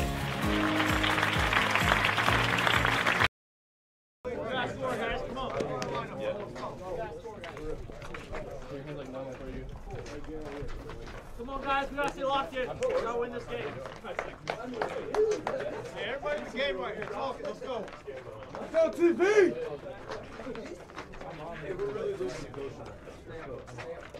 Hey, start it out, Princey. Let's go. Gotta start working now. Let's go. So St. Francis, 2 runs on 5 hits, 2 errors, 3 runs, 4 hits for the Maple Leafs. This is Tyler Prince leading it off.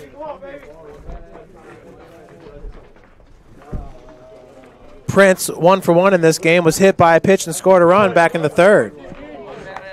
Counts evened up at 1 apiece for Tyler Prince. Let's go now, guys.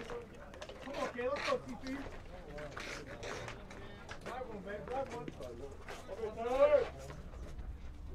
Boy. 2-1 now the count. Come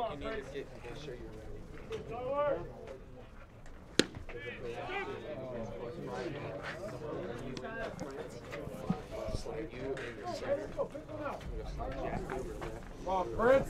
Prince once again entering today. 4th best batting average on the team at .324. Does have the most at-bats of those 4.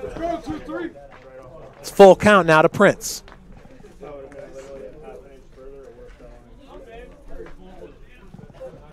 This chilly Saturday afternoon. It's Cam Nickel still on the bump here for Goshen. He does have 2 complete games. And we got a leadoff walk here by Tyler Prince. It's going to bring up Harold Wolf. Wolf with the sacrifice back in the 3rd and a walk in the 1st. Actually, Wolf is 0 for 1. It was not a sacrifice in the 3rd. First pitch is upstairs for ball 1. Tyler Prince already has a stolen base in this game, standing at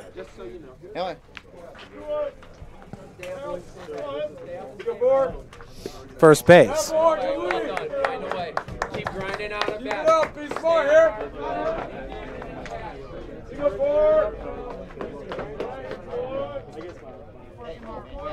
Stay on the approach, grind out the impact. Hey,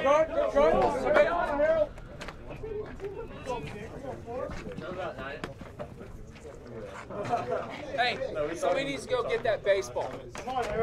Fiorini, have a pitcher go get that baseball. 2-0 now the count to Wolf. Harold playing a good first base here in this series. Most recently going down and scooping the throw from Caden Sullivan. That was an outstanding play on both sides.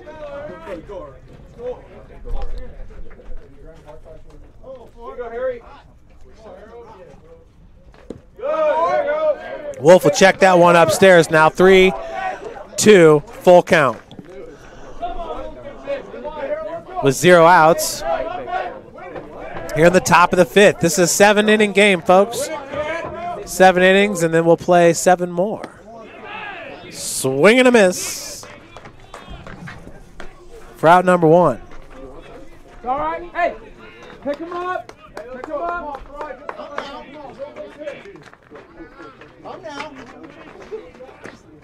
That'll be the 6th strikeout of the game here for Nickel. Brings his season total to 22.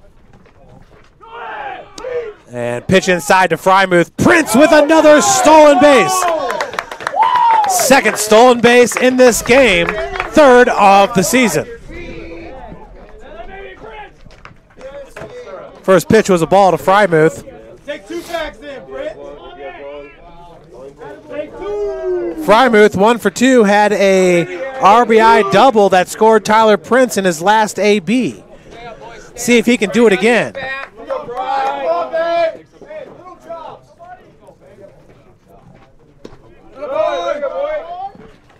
Frymuth now up in the count 2-0.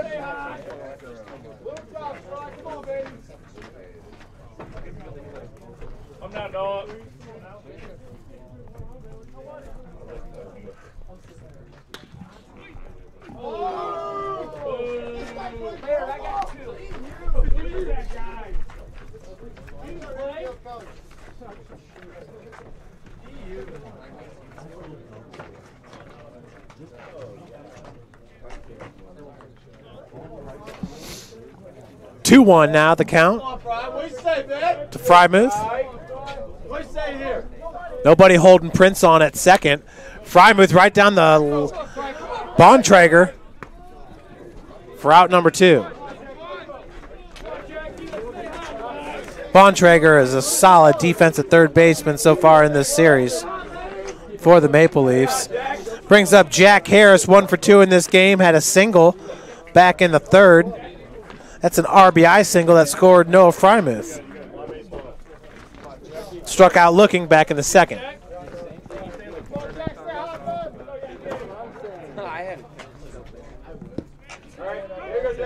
Catches the outside corner for strike number 1 to Harris.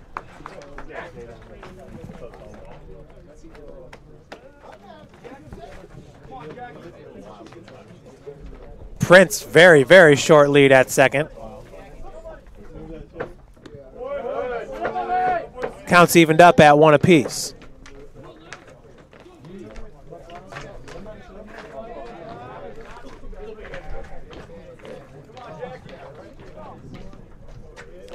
Jack Harris entering today with a team best 423 batting average.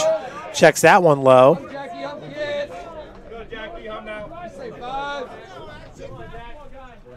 Harris currently on a 5-game hit streak.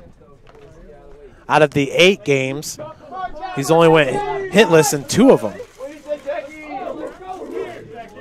Certainly swinging it well is Jack Harris with the 2-1 count. And we got an arm up in the bullpen for Goshen. Counts evened up at 2 apiece.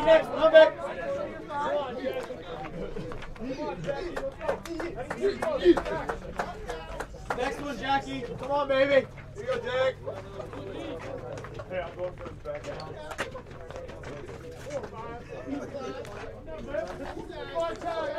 The 2-2 now to Harris with Prince at second.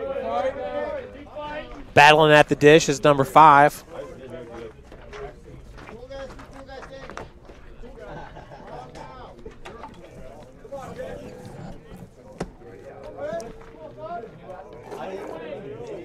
Here in the top of the 5th inning. Game number 2 of the series. Hey, way to spoil, Jack. Another one fouled away.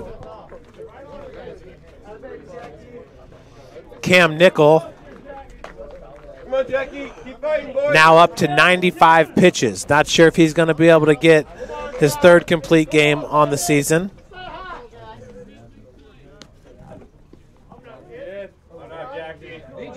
With the arms up in the bullpen. This ball shallow right field, right down the line. Looks like that was a great catch, I believe, by the second baseman out of my field of view. We head to the bottom of the 5th, still 3-2. Maple Leafs on top. I chose St. Francis because they made a promise that I would have real-world experience that I could take when I graduated, and they delivered on that promise. For me, the classroom only gets you so far, so they're setting you up with an internship. I had a mentor that they set me up with that was a CEO of a DuPont hospital in Fort Wayne. They offer degrees in accounting, business administration, risk management and insurance, marketing, and finance. You know, they just did a great job of the full circle of not only the education but also the experience.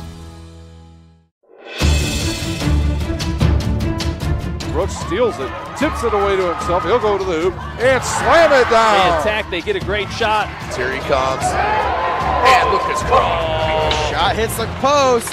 And the centering feed to Luke Gibson. Shot scores. Rush comes. Oh, almost picked off by Ethan Hoover. And the takedown.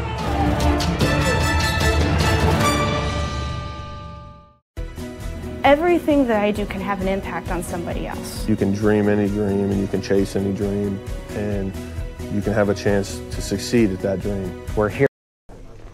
Billy Owens at the dish. Take that first pitch low for ball 1. Billy 0 for 1 in this game. Had the bunt attempt that was fielded by Anthony Miller. He tagged him out at first.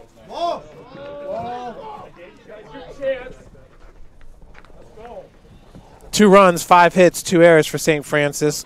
Both those errors coming in the bottom of the 4th inning. An E6 and an E7. Goshen was unable to score, though. 1-2 now the count.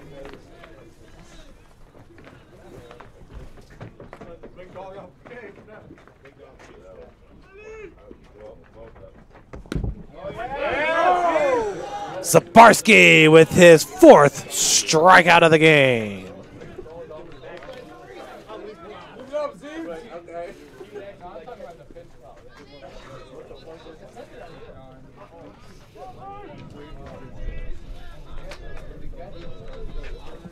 That'll bring to the plate leadoff batter Bobby Garcia.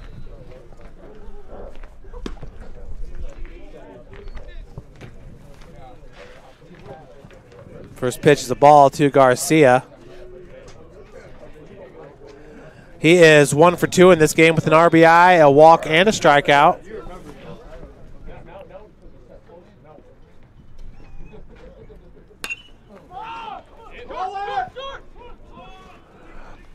Tony Bova in shallow center field for out number 2. Seems like it's getting colder here in Fort Wayne as the rain's coming in. Projected 3 p.m., major showers, 100%. It's going to bring up Ben Longacre, the center fielder, who struck out in his last AB. He's 1 for 2, had a single back in the second, walked and scored a run back in the first. For Longacre,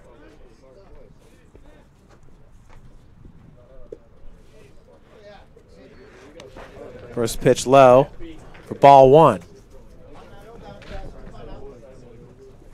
Kyle Zabarski, senior from Willoughby, Ohio, transfer from Lakeland Community College.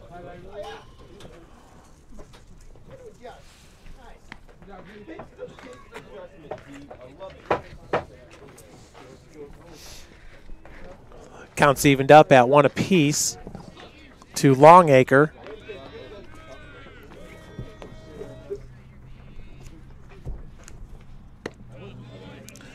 Longacre last year was All Crossroads League honorable mention, along with Colby Malson, the second baseman. 2-1's the count. Tyler Prince and Noah Frymuth, honorable mention, All Crossroads League last year for the Cougs. So that catches the inside corner for strike number 2.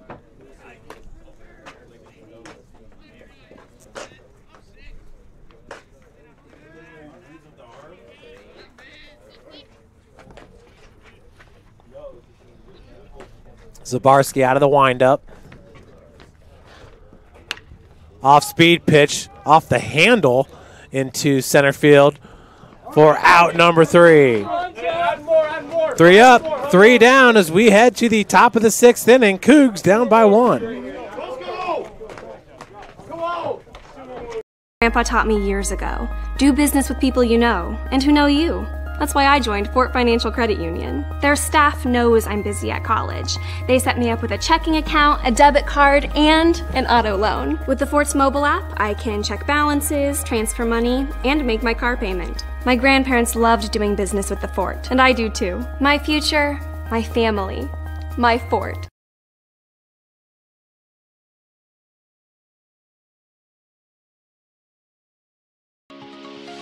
The Chapel project is the most important building that has ever been built or ever will be built on this campus.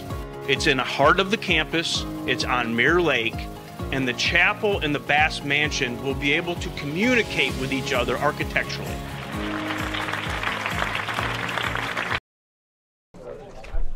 Welcome back here to the Cougar Field at the Ash Center World Baseball Academy. We'll just call it Cougar Field.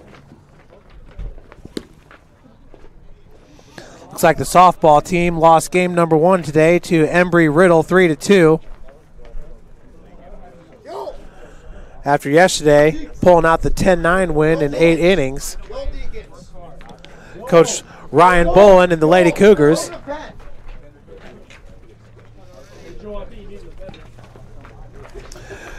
looking at the NAIA Division II Women's National Tournament. Only Taylor remains of the Crossroads League teams.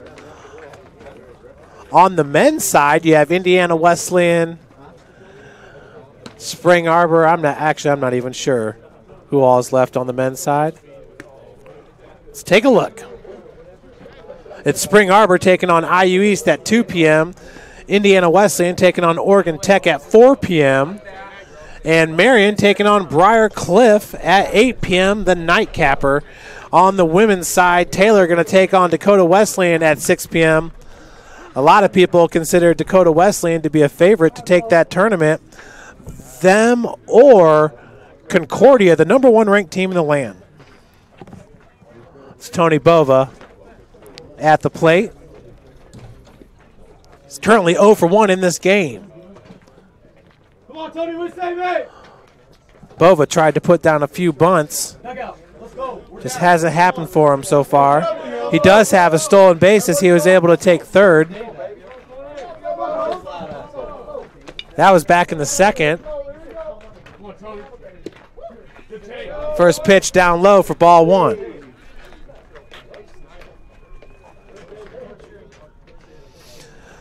The Crossroads League had sent 5 men's team to the national tournament, but Bethel lost in round number 1. As Bova with the leadoff single. Is he going to take second? Nope. He'll come back. Good base running there by Tony Bova.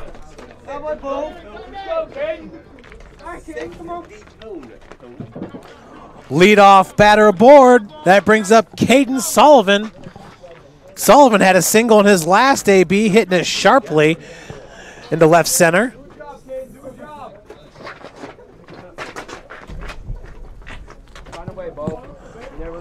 Another Fort Wayne team, Blackhawk Christian. They're in the third quarter of their regional game against 21st Century, and now they're losing 30-28. And they have been the #1 ranked team in all the land. Well, I should say Class 1A IHS AA men's basketball all season long. That would be an upset. 21st Century is ranked number 3. 1-0 is the count. Bova back safely to first. Tony Bova does lead the Cougs with 5 stolen bases on the season. That's in 6 attempts. He got his 5th stolen base. Once again, that was back in the second. Ball in the dirt. Strobel knocks it down. 2-0's the count.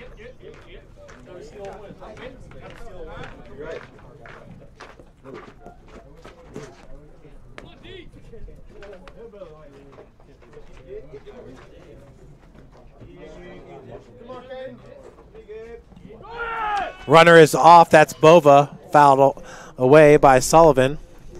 Hit and run was on with the 2-1 count.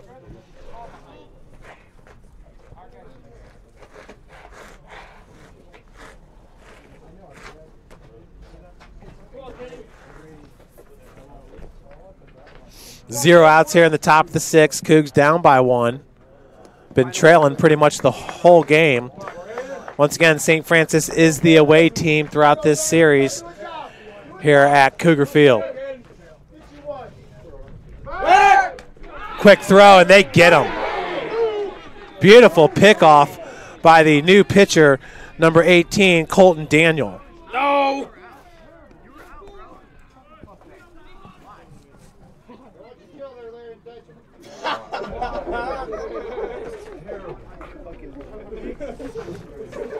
Sullivan still with the 2-1 count. Let's go right now. Let's go. Pitch down low, 3-1 with 1 out.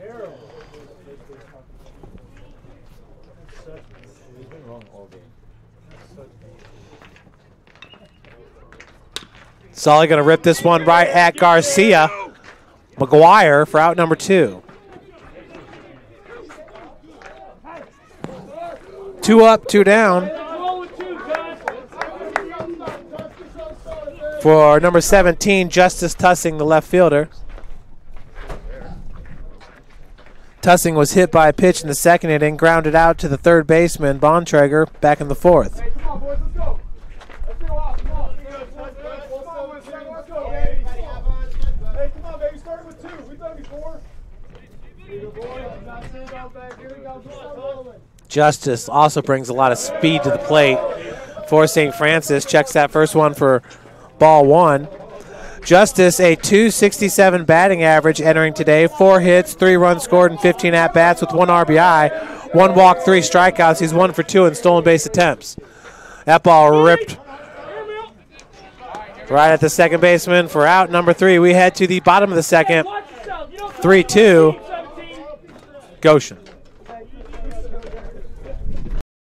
I chose St. Francis because they made a promise that I would have real-world experience that I could take when I graduated, and they delivered on that promise. For me, the classroom only gets you so far. So they're setting you up with an internship. I had a mentor that they set me up with that was a CEO of a DuPont hospital in Fort Wayne. They offer degrees in accounting, business administration, risk management and insurance, marketing, and finance. You know, they just did a great job of the full circle of not only the education, but also the experience. Brooks steals it, tips it away to himself. He'll go to the hoop and slam it down. They attack, they get a great shot. Here he comes. And Lucas Craw. Shot hits the post. And the centering feed to Luke Gibson. Shot scores. Rush comes. Oh, almost picked off by Ethan Hoover. And the takedown.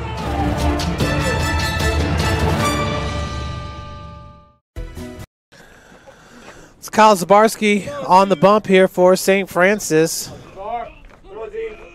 Zabarski with 2.2 innings pitched under his belt, 29 pitches and 4 strikeouts.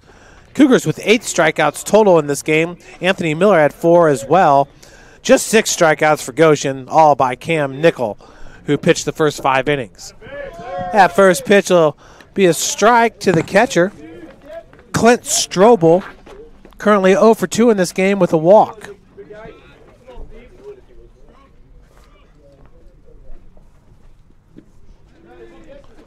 Pitch will miss low and outside. We're evened up at 1 apiece.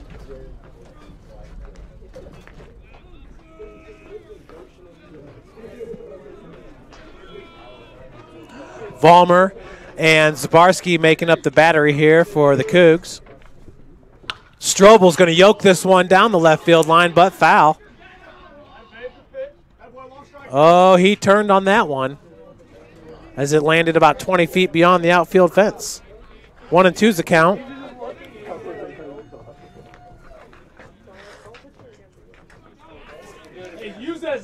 Strobel last year had 4 home runs, which was second best for Goshen behind Ben Longacre, who had 5. 1-2's the count. With 0 outs. Here in the bottom of the 6th.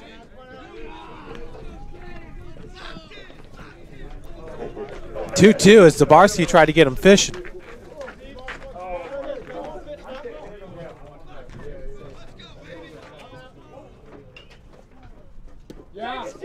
Just missing on the outside corner.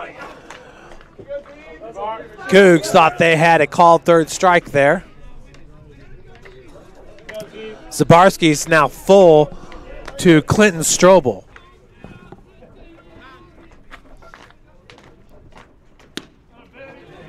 Pitch upstairs. So the leadoff batter is aboard after the walk to Strobel. It's going to bring up number 23, the DH Tanner Logan, who is 0 for 2 in this game. Struck out looking back in the 4th. That was the 2-error inning by St. Francis.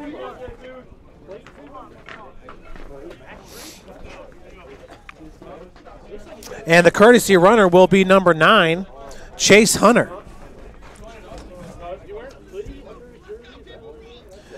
Chase does not have a stolen base on the season. Brighton Schofield leads Goshen. He's 3 for 3 in stolen base attempts. Once again, strike zone shrinking here for Zabarski, down in the count 0-1-0.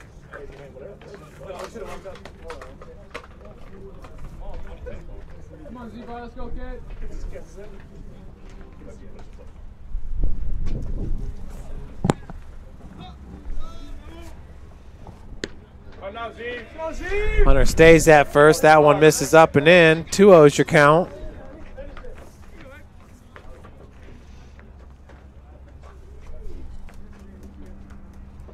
So far in this game, Goshen has left 11 runners stranded. St. Francis 7. Another one upstairs. 3-0 now. To Tanner Logan, the DH.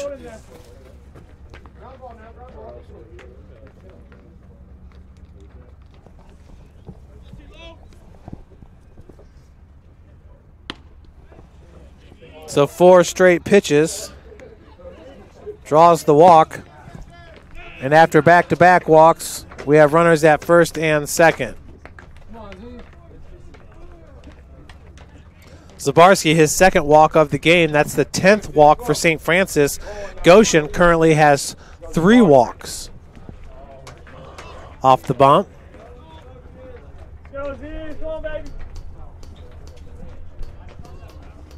You want to look at the total pitch count.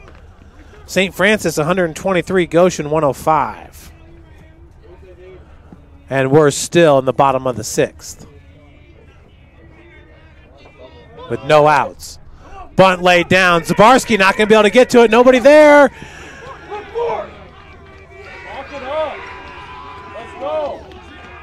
So that's a single by Colby Mawson to load it up with 0 outs. That's the 5th hit of the game here for Goshen.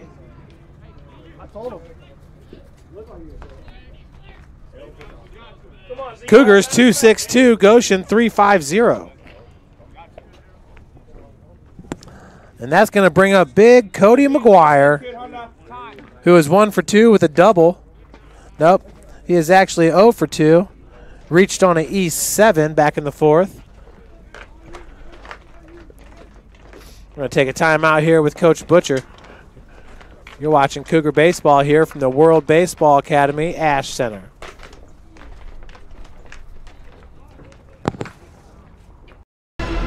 Thank you for supporting Summit City Sports. For the last several years, we've provided the Fort Wayne community and beyond with coverage of a variety of sports, thanks to our title sponsorship from Parkview Sports Medicine. Since we began in 2015, our annual budget has covered the cost of videographers and commentators to over 300 plus games each year. New equipment and maintenance of that equipment, along with increased broadcast rights fees from the IHSAA. This season, we're reaching out to friends, families, and local businesses for additional sponsorships and donations. You can help us grow and get coverage to your favorite team or sport. A Summit City Sports sponsorship or donation will help make that happen. We have the goal of bringing fans live stream games of every SAC game we cover. With the additional funds, we'd invest in mobile internet devices, allowing us to bring our supporters every SAC conference football and boys and girls basketball games live, as well as more coverage for sports like cross country, tennis, golf, swimming, wrestling, track and field, baseball, and softball. For more information on sponsorships or how to donate, visit SummitCitySports.com. Parkview Sports Medicine is an integrated sports medicine team. I mean, I always had my family behind me, I always had my team behind me, but to have staff that wanted the best for me and to get me feeling better the quickest was really reassuring. Parkview Sports Medicine. Welcome back to Cougar Field here at the Ash Center. We have bases loaded with 0 outs. St. Francis down 3-2. Our new pitcher is going to be Matt Fiorini, entering with a 14.85 ERA. A lot of that coming from the Cumberlands game where Matt faced 16 batters, giving up 10 runs, 9 earned. He had 3 walks and 3 strikeouts on the season. 7 walks and 9 strikeouts. First pitch is swung on and hit to right field. Harris has it. The throw at the plate is going to be cut off. So Goshen will go up 4-2 after the sacrifice fly. And Coach Butcher is going to appeal the play after the FO9. And they said no, he did not leave early. Keep that 4 spot on the board.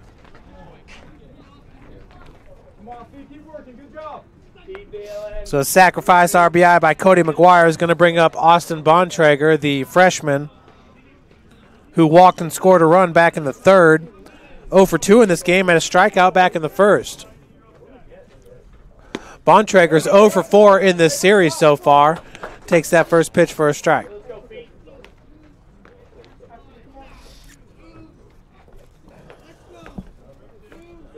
Fiorini did pitch yesterday, had 4 strikeouts and 4 at-bats. As that pitch will miss upstairs.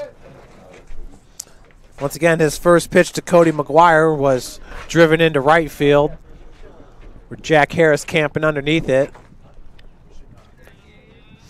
Very good defensive outfield here for St. Francis with Harris, Tussing, and Frymuth in center. Ooh, beautiful, right down the pipe. The fastball for the 1-2 count.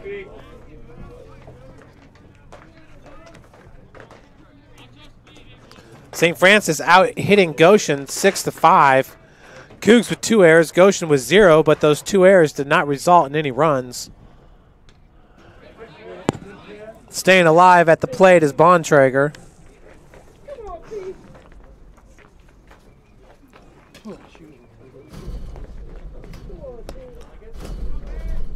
Bontrager entering today with a 167 batting average, 3 hits, and 18 ABs. Once again, he's 0 for 4 in this series.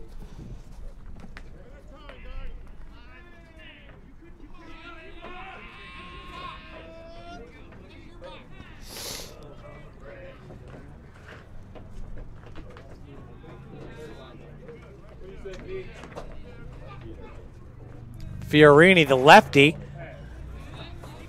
Once again, foul ball. He's a junior pitcher, 6'1", 215 from Schaumburgen, Ontario. Transferred to us from Lake Erie College. He's got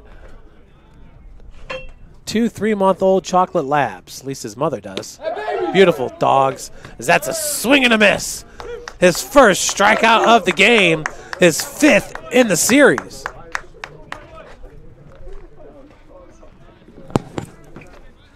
So 2 up, 2 down for Fiorini. That'll bring up Brighton Schofield with runners at first and second. Schofield, the left fielder, checks that pitch down low for ball 1. Umpire said he did not go around. It definitely looked like he broke the plane. He's 1 for 2 in this game with a single back in the second and a walk in the third.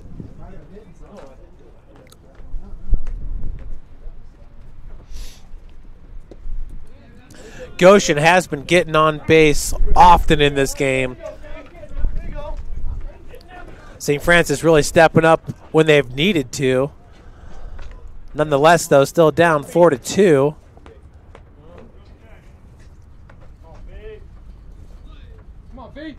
Goshen once again, 11 runners left on base. There was 6 runners left on base after 2 innings. 2-1 is the count. With 2 outs here at Cougar Field. Fiorini gonna miss just inside. 3-1.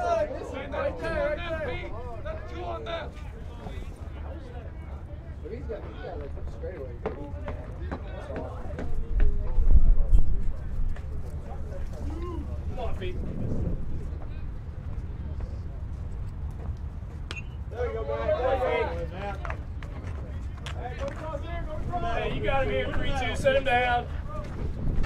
What do you say, Matty? Come on, Pete! Come on, Pete. What up there, big boy, baby? Here you go, Pete. Hey, finish it. Go for the bunt.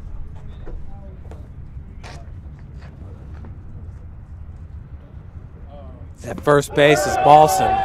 Swing and a miss for Fiorini. His 2nd strikeout of the game.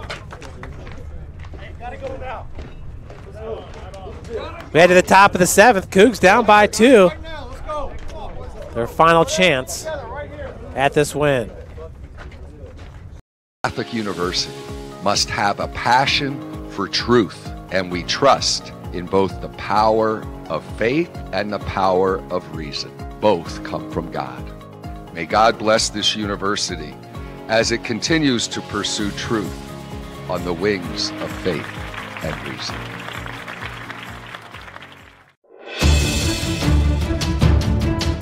Brooks steals it, tips it away to himself. He'll go to the hoop and slam it down. They attack, they get a great shot. Here he comes. And Lucas Craw. Shot hits the post. And the centering feed to Luke Knipps for shot scores. Rush comes. Oh, almost picked off by Ethan Hoover. And the takedown.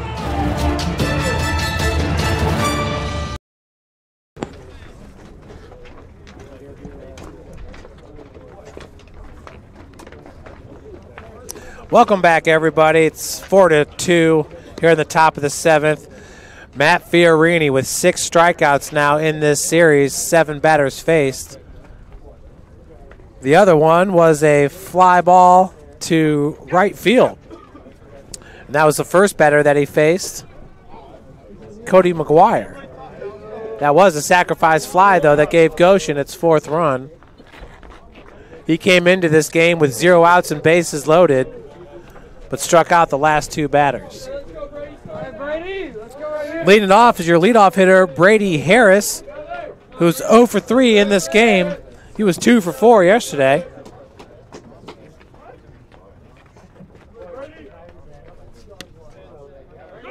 That first pitch just catches the outside corner for strike 1.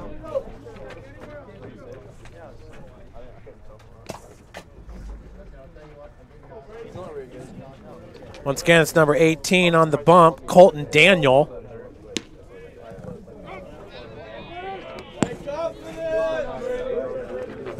Harris is down 0-2. Daniel with a 0 ERA has pitched 8.1 innings, giving up 6 hits, 3 runs, 0 earned, 6 walks, 10 strikeouts.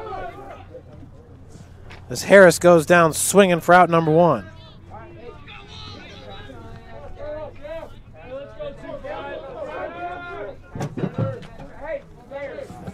That'll bring to the plate number 25, Tanner Gaff, who's pinch hitting for Vollmer. Vollmer was 1 for 2 in this game. Gaff so far is 0 for 1 with a ground out to the shortstop.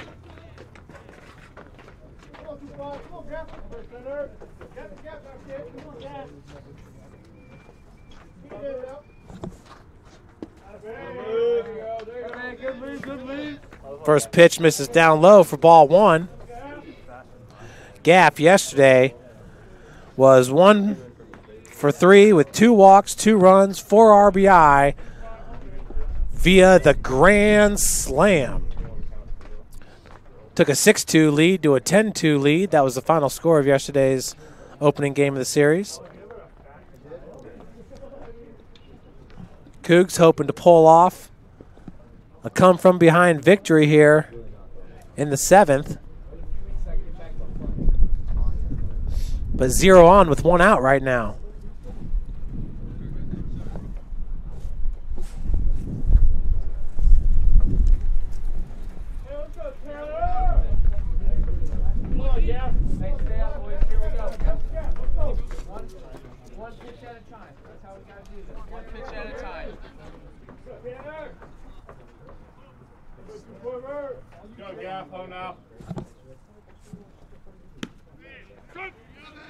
First pitch to Gaff just catches the outside corner. Excuse me, the second pitch, 1-1's your count. Come on, Gaff. Daniels. What do you say, Gaffrey? Once again paints that outside corner for the swing and the miss. 1-2's the count. Daniels, 6 foot, 165 pounds from Cayuga, Texas. This pitch.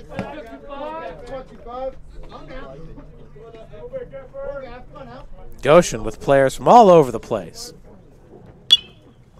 Texas and Puerto Rico.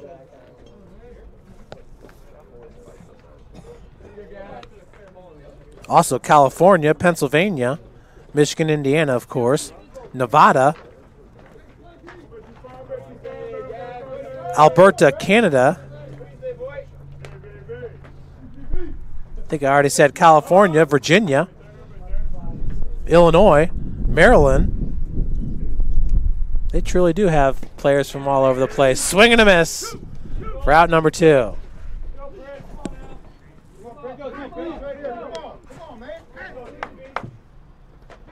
Colton Daniel, who did not have a strikeout in the 6th inning, now has 2 in the 7th for Tyler Prince.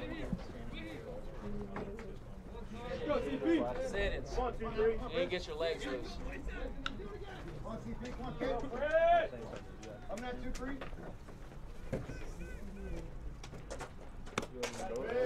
First pitch to Prince, misses high and outside.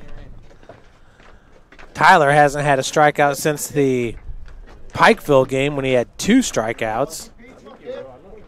Other than that, he's had 1 strikeout in 5 previous games.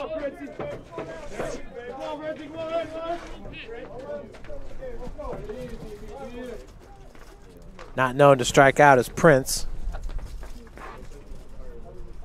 Although his 7 strikeouts entering today is 3rd best for the Cougs.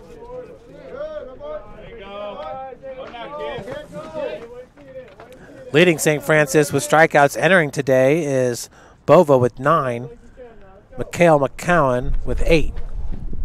Then Prince, early on in this season, playing in this cold weather.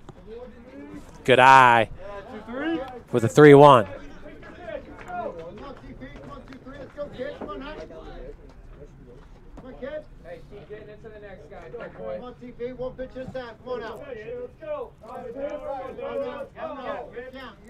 Prince trying to get something started here with 2 outs. Nobody on.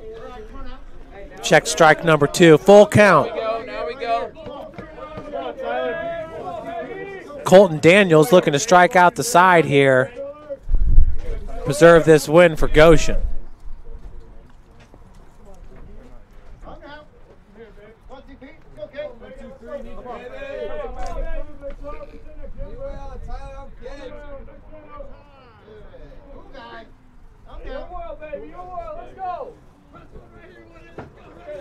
Prince with the full count, 2 outs. Daniel just a junior at 165 pounds.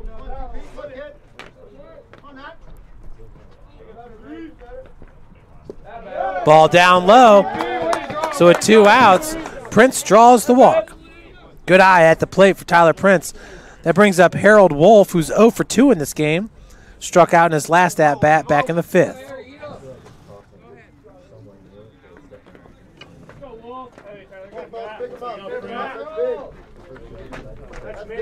That's major, baby. That's big dog stuff. We got a pinch runner for Wolf, and it will be Mikhail McCowan. He's 0 for 1 in stolen base attempts on the season.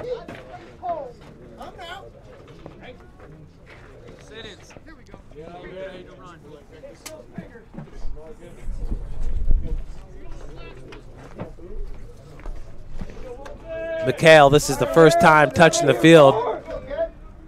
These guys have been here since about 9:45 a.m. A long game number 1 here, approaching 3 hours. I'm sorry, folks, but there is no way we're going to get game number 2 in. If the weather forecast proves right, which I'm sure it's 100%. Wolf pops her up. Out of play to even the count up at 1 apiece.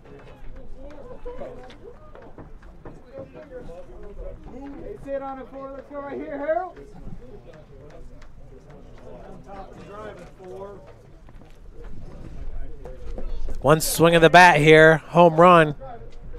Could tie this game up. As McCowan gets checked back to first.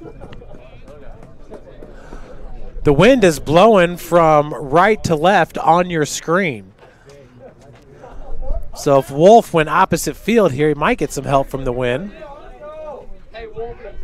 He's down to this count now, 1-2. Let's go.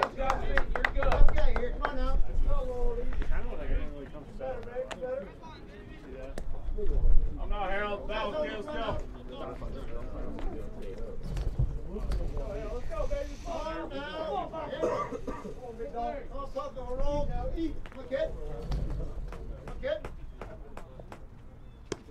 Check swing.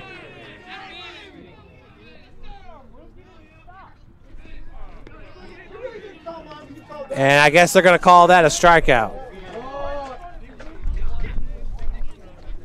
So that is going to do it here as the Cougars drop game number 1 of today's doubleheader 4-2. We will have game number 2 for you momentarily. Thanks for tuning in, folks. We'll be back here shortly.